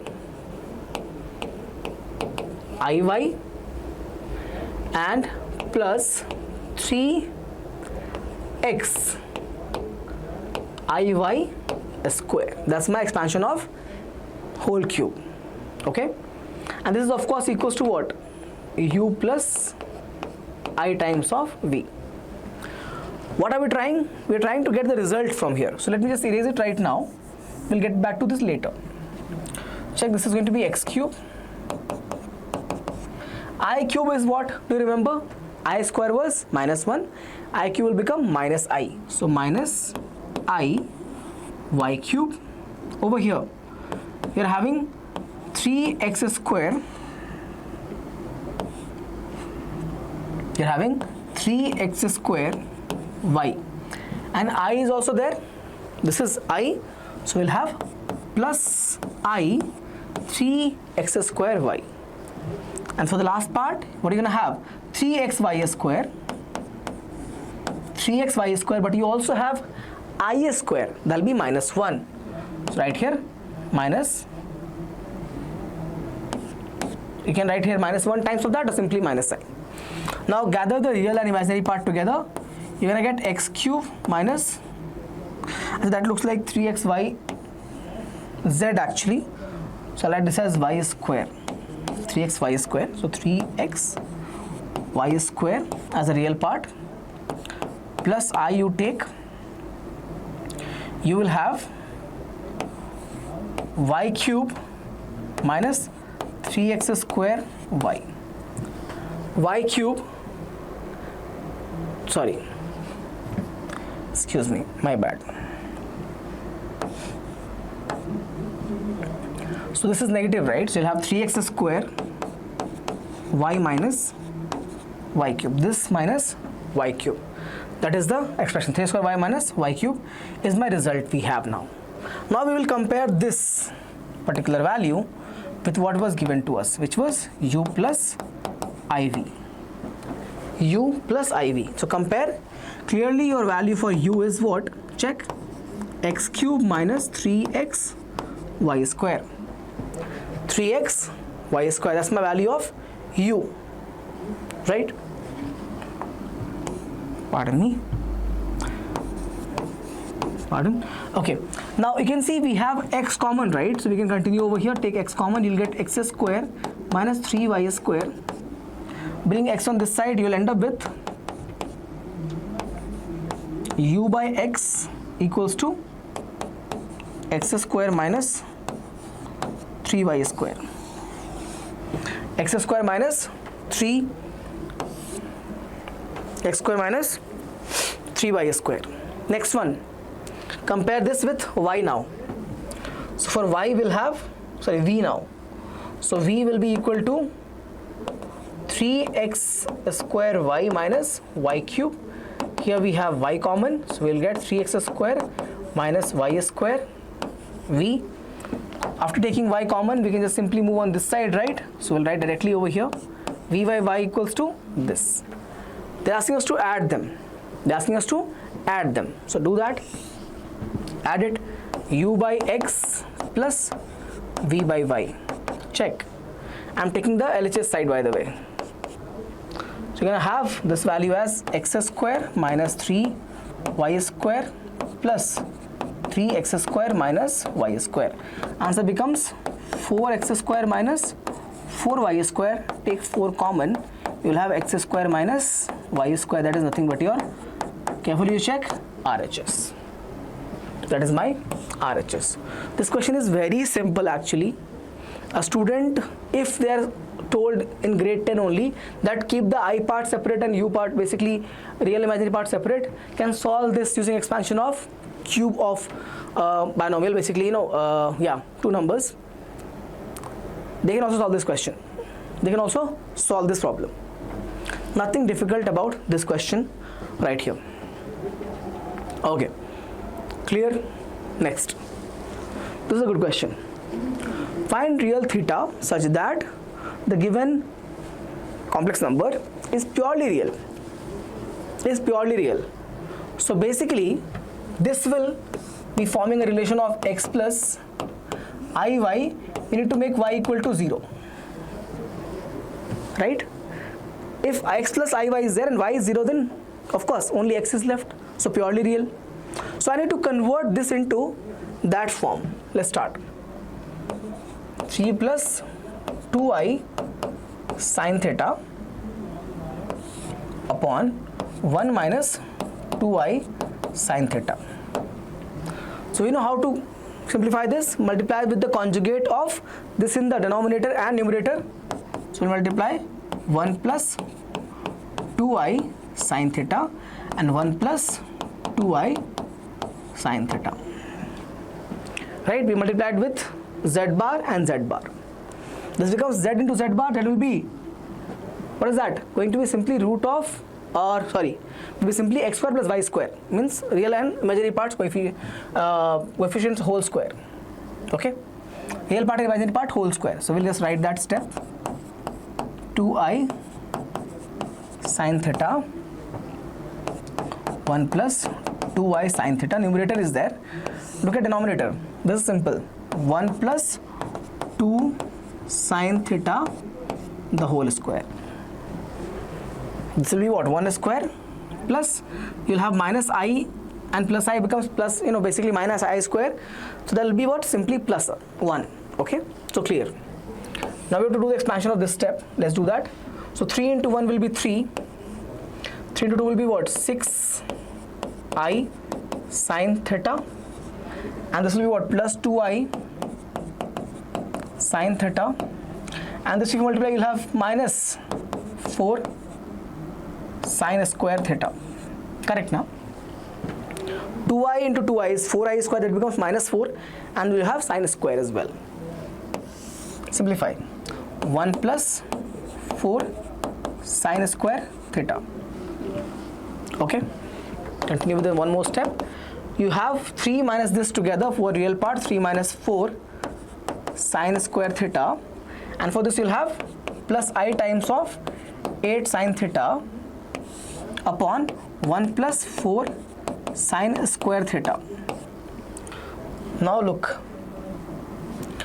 if I compare this with x plus iy, then what is the value of y? Check. This upon this is the value of y, and for this to be purely real, for x plus iy to be purely real, then y must be equal to 0. And what is y? We have 8 sine theta upon 1 plus 4 sine square theta should be equal to 0. Check. Because this will come for both the terms, right? This is a real number, constant number. This is a positive number. I can move on this side, it will become 0. We have 8 sine theta equal to 0, which means sine theta is equals to 0. Sine theta is 0 when? When theta is 0, pi, minus pi, 2 pi, minus 2 pi, 3 pi, minus 3 pi, and so on. Basically, theta is equals to n pi, and n belongs to integers. For all the theta value, when it is equal to n pi and n is integer, the answer for this form that is given to us will be having no imaginary part. Look closely. This will be 0. This will be also 0. You'll have only simply 3 by 1, right? That's simply 3 by 1. So 3. Yeah, this will be 0, 0. Simply 3 by 1. So answer will be, this whole result will become 3. This is equal to what? 3 in this case when it is purely real. Clear or not? This is a good question. This is not only a board question, this is a PYQ of, I have seen it in Comet K, I think it's in CET also, okay? But this is a PYQ of, or basically this is also not only board style but also a KCET style question. Anyway, miscellaneous questions of NCERT is very relevant to KCET questions, okay? Have a look. Question number 10. Find the complex number z satisfying the given equation over here. Let's take again z as x plus iy. Z as x plus iy. Okay, sir. Continue from here. So if you check LHS first, you'll have mod of x plus iy plus 1. That becomes x plus 1 plus iy mod, right? This is real part, this is imaginary part. So mod becomes what? X plus 1 the whole square plus y square. That is my LHS side, correct? Let's look at RHS side now. So we have z. If you look at RHS side now, we have x plus iy plus 2 plus 2i. So getting x plus 2, and we have I times of y plus 2. Okay. Now wait. Look at this. I'll write it again. So we were getting over here, left hand side was x plus 1 the whole square plus y square, and over here I was getting x plus 2 and plus I y plus 2. Let me just cross check 1 second. Okay, yeah, x plus 2 and y plus 2. Now observe this equation. What is wrong? Think what is wrong. This LHS is purely real. This is purely real. But over here I have real as well as imaginary part. It means of course this must be equal to 0. Yes, if this is purely real, left hand side is purely real, this also has to be purely real. That is true only when this is 0. From there I am getting a value y equals to minus 2. If y plus 2 is 0 means y equal to minus 2 is the value for y. Let's find x now. To do that, we'll get back over here and substitute. Now check. So after the simplification, now what we are left with? This. X plus 1 the whole square plus y square equals 2, just x plus 2. Correct or not? This is what we have. Now squaring on both sides. Check. It will become x plus 1 the whole square, and y is how much? Minus 2. So right here minus 2 square equals to x plus 2 the whole square. Because root will get cancelled. Yeah. Expand it. You will have x square plus 1 plus 2x plus 4, x square plus 4 plus 4x. X square cancel. 2x goes over here. This 4 also is cancelled. We have 1 left on this side, and that is nothing but 4x minus 2x. So 2x is equals to 1. That gives me x value is 1 by 2. X value is 1 by 2. X value is 1 by 2. It means my complex number, which was x plus iy, becomes 1 by 2 plus 1 by 2 minus 2i. Please cross check. 1 by 2 minus 2i. Clear everyone? Is this clear? Have a look. This was a good question, but based upon calculation only. Now, so all the steps are clear. Let's move on to the last category, which is going to be KCET style MCQs. For this I brought 20 questions. Let's solve all of these. I would like to know, because this is MCQs, so let me know how many of you got how many number of questions correct. Let's say somebody might get all 20 correct, all 15 out of 20 correct, or whatever it is. Let me know how much you got right in the comment section. Okay. If omega is an imaginary cube root of unity, then what is the value of 1 plus omega minus omega square, the power 7? Be smart in this. The property is 1 plus omega square is equals to 0. From where we get this property? Sum of the roots of the cubic equation x cube minus 1 equal to 0. We're getting over here minus omega square power 7. This becomes minus 2 omega square power 7. Minus 2 power 7 is how much? Check. Minus 2 power 7 is how much? Check.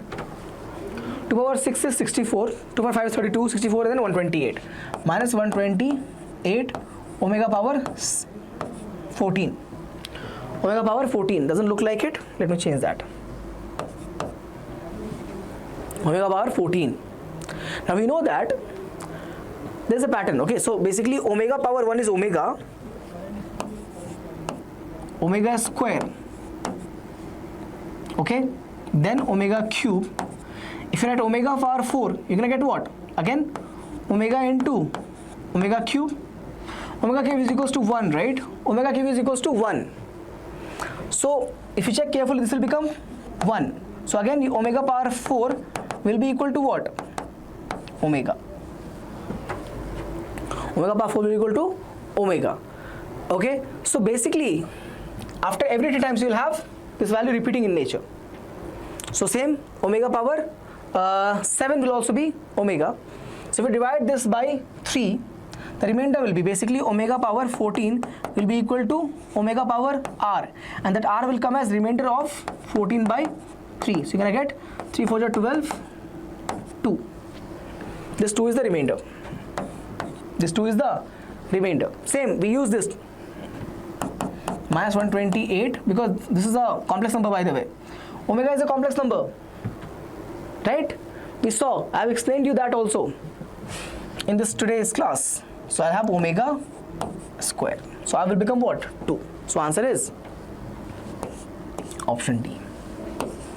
Answer is option D. So how do we get the number? That is clear. So both has to be negative only. So option B or D. And omega power 14 can be written as omega r. And what is r? The remainder of division of 14 by the number 3, because it repeats after power of 3. So omega power 4 is omega power 5 is omega square, and omega power 3 again will be 1. So continues like that. Okay. Now this 1 plus I power 2016. Acha, I can see here this is forming 1 plus I upon 1 minus I wala condition, but the powers are different. The powers are different. So do one thing, right here 2014 into 1 plus I power 2.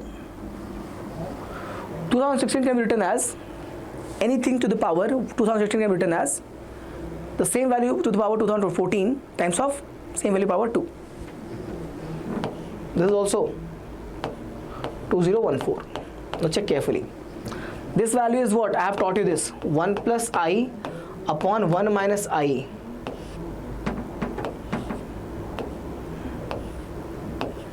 This value was what? We learned this. And expand this also. You're going to get this value as 1 plus I square and plus 2I. Plus 2I. This is I square, guys. Expansion of it must be the whole square. This value will be what? I 2014. This becomes what? 1 and I square will cancel. You'll have simply 2I left over here. Simply 2I left over here. Okay. So 2I is there. What about this number? Again same approach. I power 2014 is there. We know I power 4 is 1. I power 4 is 1. So divide this number. It will be equal to I power r, and r will be equal to what? R will be coming from 2014 divided by 4. Okay. So if you divide by this, you know that you'll have this is divisible, right? 2012 is divisible by 4. So extra is what? 2. Extra is what? 2. So this 2 is the remainder over here. This 2 is the remainder. If you divide 2014 by 4, 2012 is divisible by 4. So this 2 will be the remainder. So basically I can write this equal to I power 2. This result is going to be I square into 2I. And what is I square, guys? That's minus 1 into 2I, and answer is very clear, minus 2I. Done. No doubts, right, in this question? Okay, moving on. This result, direct property based question. This is a PYQ of KCET actually. This is a PYQ of KCET. Sum of 4 consecutive powers of I is always 0. So answer is option A. This answer I gave, right? Yeah. Sum of 4 consecutive powers of I will be always giving me result as 0, because I power n will be the same as, this will become I power minus I power n. That will cancel. This and this will be also plus and minus, will cancel. Yeah. Okay. Okay. Moving on. Question number 4. Question number 4. Have a look. I need to find the value of this. I need to find the value of this 2, 5, 10, 1 plus n square. Look carefully actually. This will tell you everything. 1 plus n square is nothing but 1 square plus n square. This will come if I have the relation as 1 plus in. So basically this is coming from the modulus side, isn't this? This is coming from the modulus side. So basically in this expression, check here, we have 1 plus ni, and basically this is coming as 1 plus n square. How to get from here to here? By using modulus. So basically do one thing, take modulus and whole square. In this side, you take modulus and then square. Do it. You will have 1 plus 1 root, but the whole square. Again, 1 plus 4 in the root, but the whole square. Over here also, 1 plus 9 root, but the whole square. And so on, guys. Here, 1 plus n square, the root, but the whole square. And this side, check, x square plus y square, the root, but the whole square. Compare. Root 2 square, 2. Root 5 square, 5. Root 10 square, 10. This is root 1 plus n square, 1 plus n square. So this will become what? So if this is equal to this, then this will be equal to x square plus y square, and that is my option number B. Clear or not? Smart question. Okay? Intelligent problem. Less effort, more concept. Smallest positive number for this, that will make the result, okay? Acha, which is true. This is 1 plus I, 1 minus I. I'll move on this side. It will become 1 plus I power 2n upon 1 minus I power 2n. Right? And this is equal to 1 because I have moved on this side, means I have divided by the same value. So it becomes 1. Check, it becomes 1 plus I upon 1 minus I power 2n equals to 1. Check, this becomes I. I told you this is the result, please remember. 1 plus I upon 1 minus I is I, and 1 minus I upon 1 plus I is minus I, correct. So I power 2n is equals to 1. This can be true for, so I power very value, lot of values are 1. So I power 4 is there, I power 8 is there, I power 12 is there, I power 16 is there. All the multiples of 4, I will be equal to what? This whole thing will be equal to what? 1. But I want smallest positive value. In that case, this 2n has to be what? Equal to smallest value, which is 4. So I get 2n is equals to 4. That is n equals to 2. N equal to 2. Fun. Trust me, questions like this appear in your CET exam. Only one question will come in CET from the complex number as per the trend. Again, there's no guarantee as such. This is from the trend of last few years. Maximum, some cases 2 questions. Okay, but usually 1 question. Okay, 5th one is clear. Moving on. Z minus 1 equal to Z plus 1. The locus of Z is what? Look carefully. If you look at the problem, you don't have to solve or even use the pen. Let us not solve this without pen. Mod of Z minus 1 means what? Mod of Z minus 1 means what? It means distance of the point z. Let me use the pen, 1 second. Z means, let's say the point is x plus iy. Distance of the point x comma y from the point minus 1. Sorry, from the point 1. Where will this point 1 be? If I draw the plane, the 1 will be over here. This 1 comma 0. So basically, x plus iy means any point somewhere here, any point in the plane, distance from this. And that should be equal to distance from another point, which is this point, minus 1 comma 0. This represents z minus of minus 1. Remember, I told you this, z1 minus z2, this modulus means distance of the point z1 from z2 in the Argand plane. So if I have z plus 1, it means z minus of minus 1. So minus 1 comma 0 is this point. So I am looking for one point, x comma y. I am looking for path. Locus means, very good question, locus means path or trajectory. Trajectory, okay, sorry. 1 second.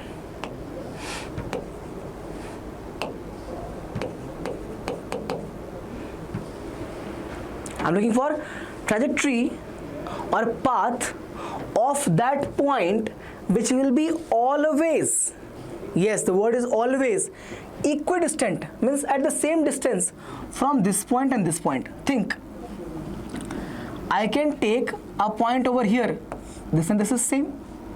I can take a point over here, this and this is same. I can take a point over here, this and this is same. Here, same. So on this line, I can have, this is going to be the path, this x comma y will follow, on which distance from 1 comma 0 and minus 1 comma 0 will be always constant. Yes or no? If you want, you can assume x plus iy, do the expansion, solve it algebraically, please do it.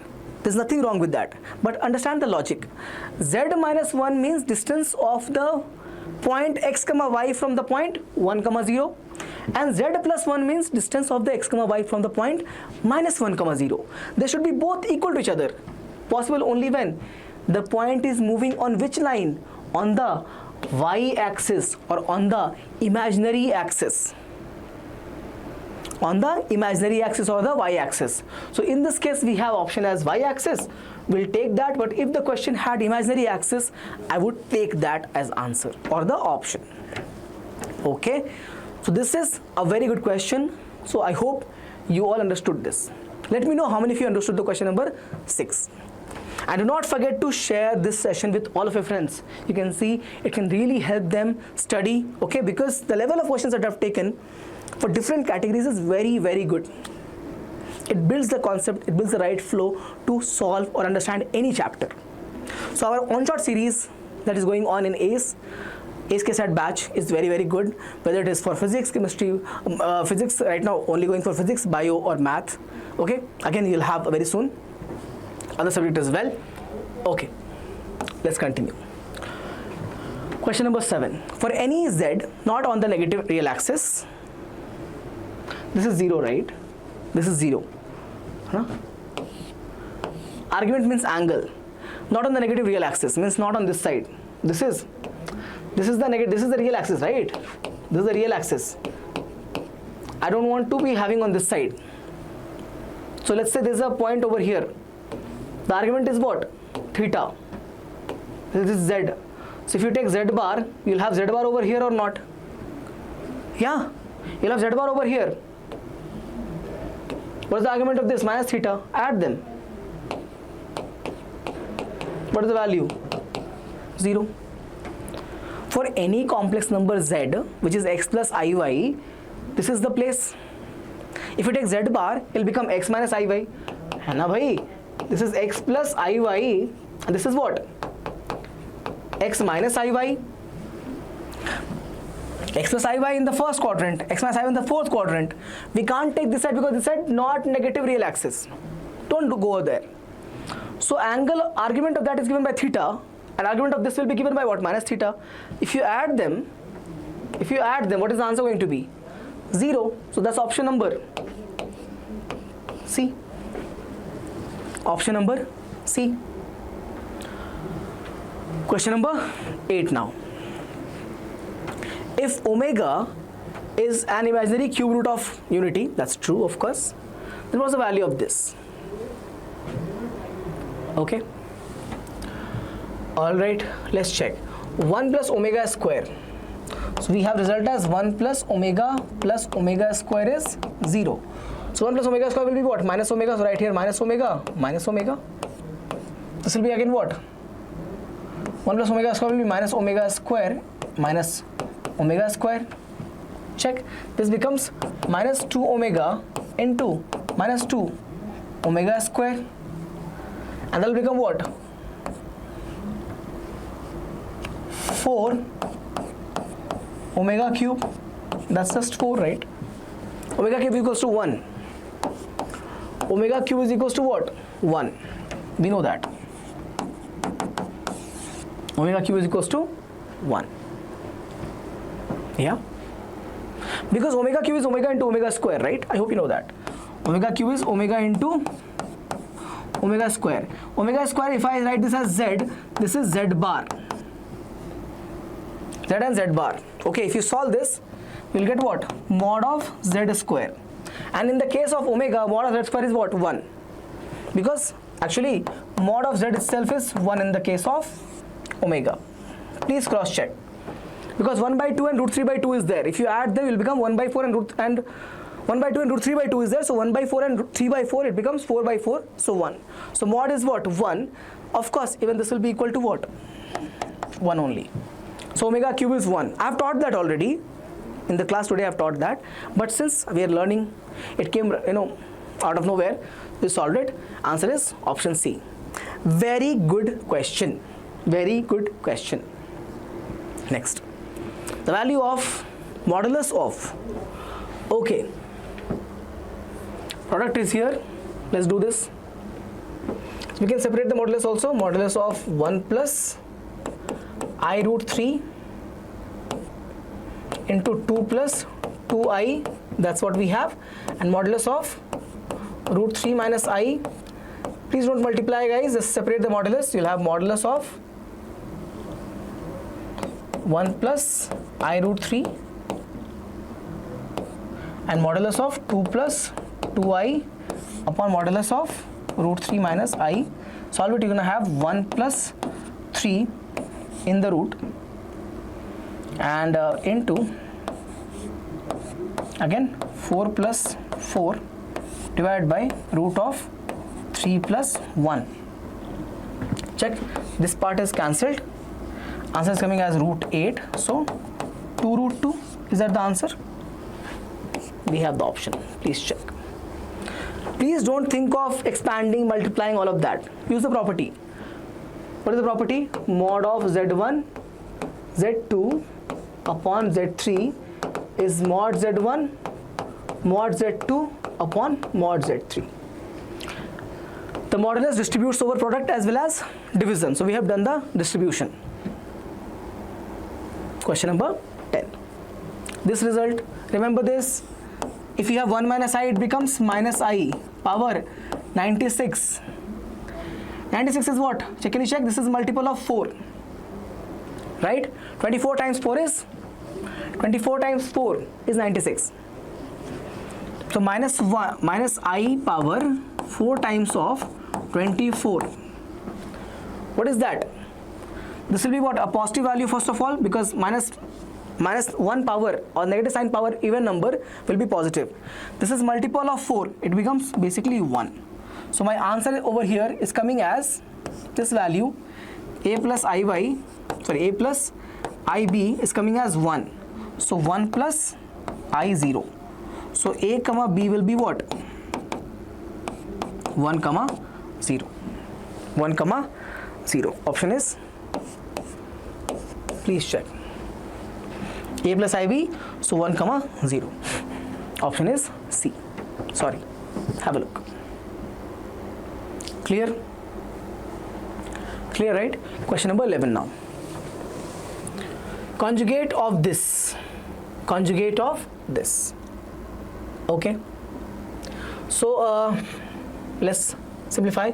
We have 2 minus I upon 1 minus 2I the square. Alright, sir. We have to simplify this. Yeah. So we have 2 minus I. You're gonna get over here the value as 1 minus 4 actually, because it will become 4I square, it becomes minus 4 only, and we'll have minus 6I. Am I correct? No, 4I. Minus 4I. So this becomes what? 2 minus I upon minus 3 minus 4I. So if you multiply, you're gonna get what? Minus 2 plus 4I upon minus 2 plus 4I. You multiply with this only. So you'll end up with this expansion. You check. You'll have minus 4. You're gonna have plus 8I. Sorry guys. 2 and 2. This will be plus 8I. Again you have plus 2I. Okay, plus 2I, and something is wrong. Coming as 10I. Okay, let's solve this part first. You're getting this value as 6. Oh, I made a mistake. This is minus 3. My bad. This is minus 3. My bad. This is minus 3. I didn't see that. Made a mistake. Yeah, come on. So again multiply. We have minus 6 over here. Then we have minus and plus becomes 3I. Multiplying minus 3 with both the terms. Then last we have 8I, 4 into this, and this become minus 4I square. Minus 4I square, that's the numerator. Minus 4I square. This value if you multiply, you're gonna get 9 and plus 16. Square of minus 3 is 9. Square of 4 will be 16. You'll have minus I square becomes plus 16. No problem over there. Simplify this. You're gonna have minus 4I square was there, right? Yeah, that becomes plus 4. So we have minus 2 over here. Plus 4 and minus 6 is minus 2. This becomes 11I upon 19, okay, 25 now. I want to find the conjugate of this. Conjugate will become what? Minus 2 minus 11I upon 25. Okay, so minus 2 minus 11I, that's option B. If you want to ask me how to do it faster, sir, don't solve the denominator, don't have to do that, just simply look at the I part, okay? So whether I part is negative, positive, just look at that. Expansion of this will give you the result, don't have to do everything. Just multiplication of numerator will give you the result, okay? Once you know what is the sign for this, you can simply use the conjugate as negative. Chalo. 11th is B. 12th now. X equals to minus 1 plus I.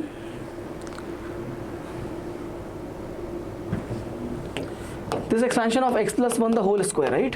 Whole power 4 actually. So x is given as minus 1 plus I or I minus 1. So I have to take I minus 1 the power 4. Am I right? Yeah. So I get I square plus 1 minus 2I the whole square. Right? I square plus 1 minus 2I. That will become 0. So you'll have minus 2I square. It becomes 4I square, that's again minus 4I. Something is wrong. Is there something wrong?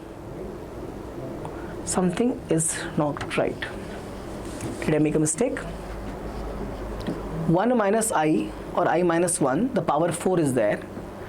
So this is coming as minus 4I. Sorry, this is simply minus 4. Not minus 4I, simply minus 4. Excuse me. Let me check, guys. Minus 4. We don't have the option like that. We have option as minus 1 1. This is x square 4x cube. This is x plus 1 the power 4 only, correct? So because this is the power 4 term. Yeah. So x is nothing but minus 1 plus I. Oh, excuse me. Sorry. Blunder. Sorry, my bad. This is easier than this. Excuse me, guys. I know you must have got it. I thought it is x plus 1. Okay, sorry. So if you look at this, no, if you bring this 1 over here, you'll get x plus 1 as I. My bad, sorry. Yeah, I didn't see that. So this is the expansion of x plus, this is basically binomial expansion of to the power 4. This is correct. Here x plus 1 value is I, forgive the previous steps. X plus 1 is I, so right here I, and the power is 4. I power 4, we all know the value is 1. I did not analyze the question better, so that's why made that mistake. Please ignore the previous steps and forgive me for that. Okay, this is much easier question than smart though. I didn't see that. I just thought of some different question and then solve it accordingly. Sometimes, as teachers, our mind runs on autopilot as well. Okay. Here we go. Principal argument for this. Okay. Sin pi by 5 I times of 1 minus cos pi by 5. Alright, sir. Okay, sir. Okay, I want to find principal argument for this, but I need to simplify this. Can you simplify this? We can, right? We can write this as, first one should be cos, if you remember. Yeah. So write this as 2 sin pi by 5 by 2, so pi by 10 into cos pi by 10, and this will become I times of 2 sin square pi by 10, correct? Right? So we'll do one thing, we'll take 2 sin pi by 10 common, so we'll have cos pi by 10, and over here we'll have plus I times of only sin pi by 10. Excuse me. Yeah. Can you see? I wrote sine half angle formula. So 2 sine pi by 5, half is pi by 10 and cos pi by 10. And 1 minus cos is nothing but 2 sine square pi by 10. Okay. So I took 2 sine pi by 10 and 2 sine pi by 10 from common both the terms. We have cos pi by 10 over here and this. If you want to relate, just give me 1 second. Check. The formula is r cos theta plus I sin theta. That's how we write the polar form. So compare theta value is equal to what? Pi by 10. So answer is equal to what? Option B. Where r value, can you compare? R value is 2 sin pi by 10. Correct or not? Just have a look. R value is coming as 2 sin pi by 10. It is constant only, right? And theta value, if you compare, is pi by 10. Okay. I want to find a value of theta because they are asking us principal argument that is present in the polar form. So theta is coming as option B, pi by 10. Good question. Because I realized this is wrong because there's this method, because if you write this x plus iy form, or if you write this form, the first term is cos, it's not sine. This is cos, so I saw it is sine. That's why I converted into half angle to get the cos part also present over there. Very good question. Very, very good, smart question. Okay, and not difficult to solve also. Yeah. Come on. Mod of z is 4, argument of z is 5 pi by 6. Then z is what? So if theta is 5 pi by 6, then tan 5 pi by 6 is what we need to find out. That is in which quadrant? Second quadrant only, will be negative of course. Now how to solve it? Tan of pi minus pi by 6, that's 5 pi by 6.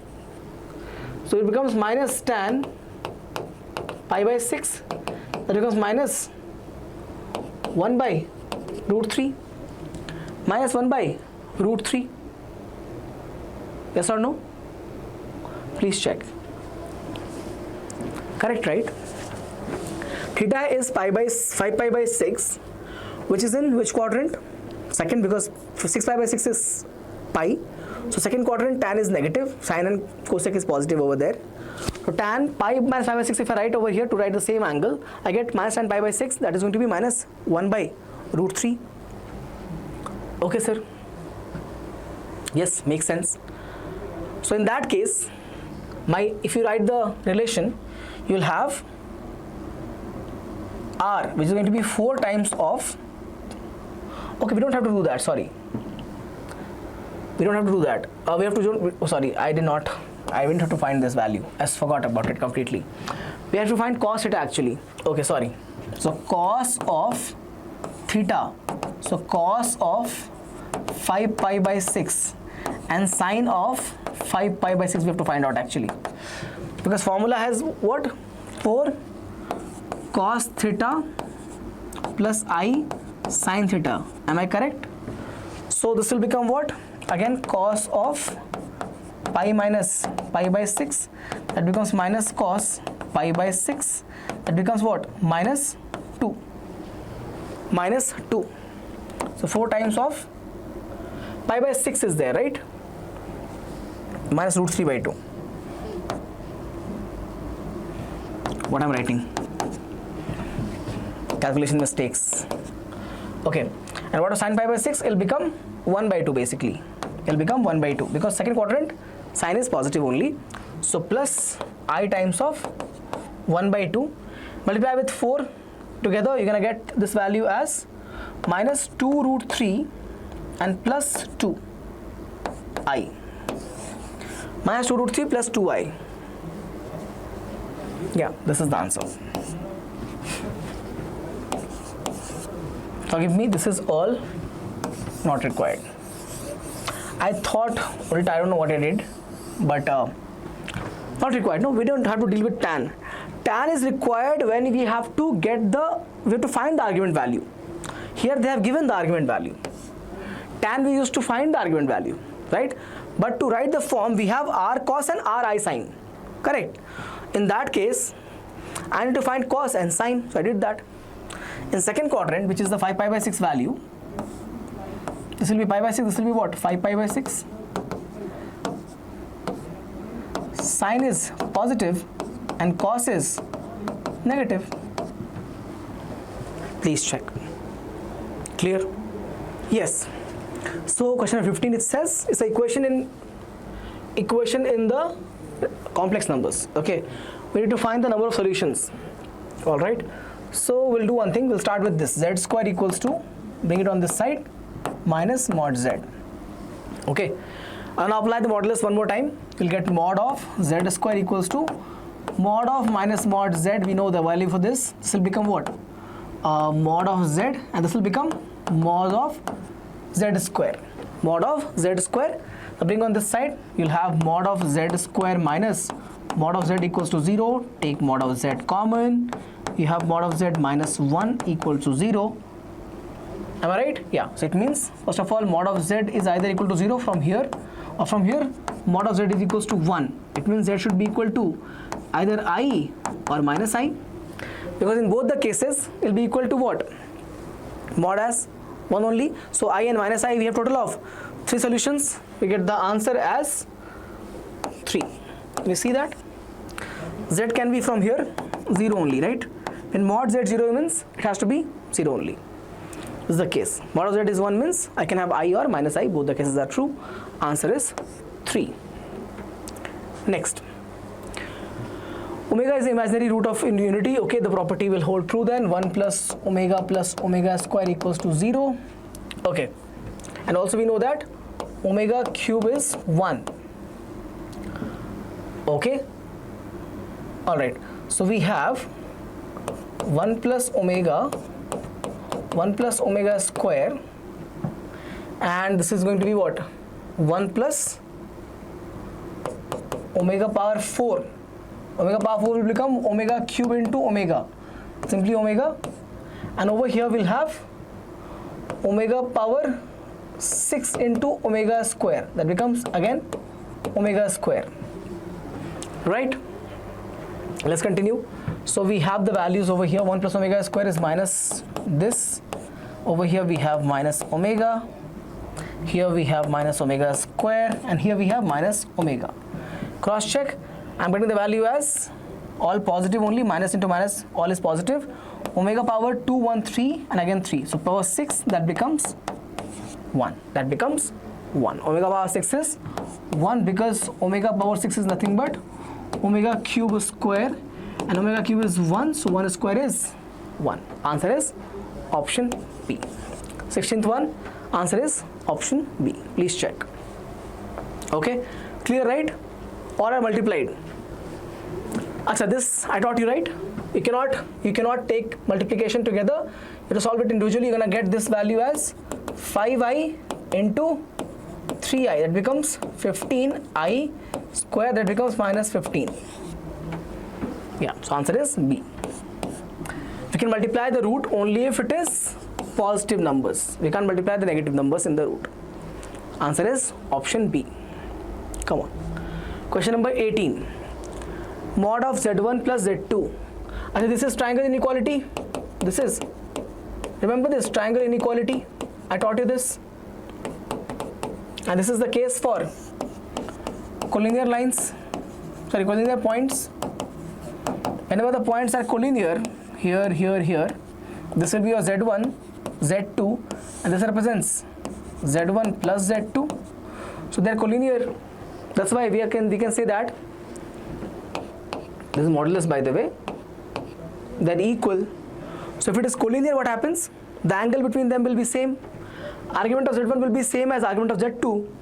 So if you differentiate, if you take difference of both of them, answer will be what? Same.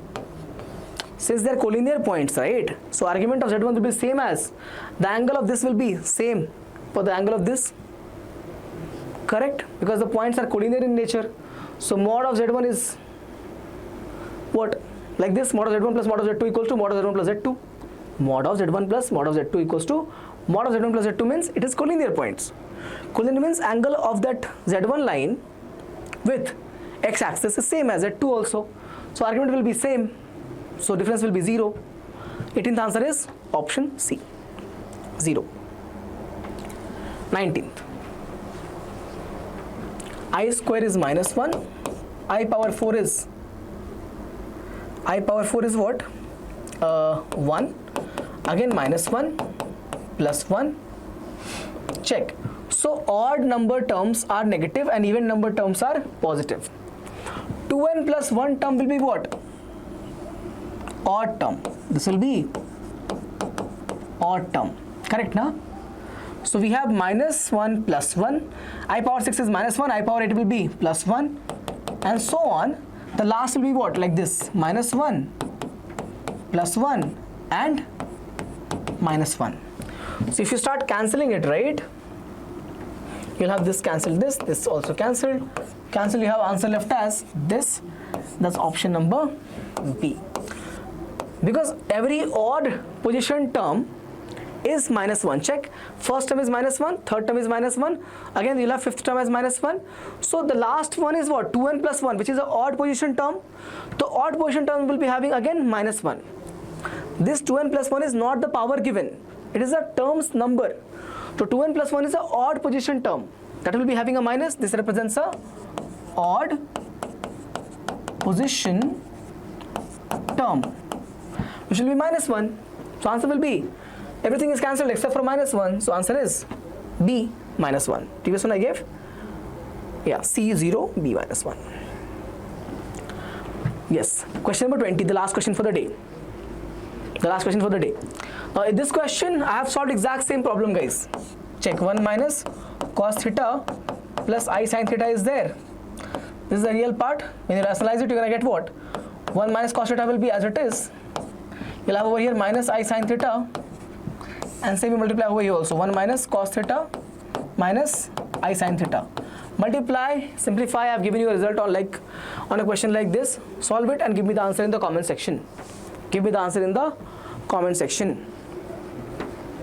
Answer in the comment section. Please give me answer in comment section. Give me the answer right now in the comment section. Okay, done. This was the end of the questions of KCET style, and the last is a revision of all the formulas at one place. This is the part 5, basics of powers, modulus and argument, and some important points to deal with the questions. You'll find I've taught you all of this, explained you all of this, but if you want to take a screenshot, Here it is in front of you. Simply you can download the notes also from your AIO page. So go and join the AIO all-in-one learning platform. I've shown you how to access it. The link you will find in description as ACE KCET free 2027 course. Check on that, click register and start learning with us. That was all in this one shot lecture. We have covered so many questions. I've covered, the 10 subjective questions. I've covered your 45 questions in total, which was 10 subjective. 15 was, I think, your NCERT MCQs, 20 was case style MCQs, and all were very, very good questions. Okay, so please solve those questions again, revise the formula sheet, and wait for the next class. It's going to be one short session for PU1 student, and share this session with all of your friends, whether they are seniors of second PUC or first PUC, because this session will benefit all of them for sure. I'm doing a proper revision for first PUC as well as second PUC for these concepts from this one short sessions. That's all in this class. I'll see you in the next one. Till then, keep working hard, keep smiling, take care, all the best. Bye bye.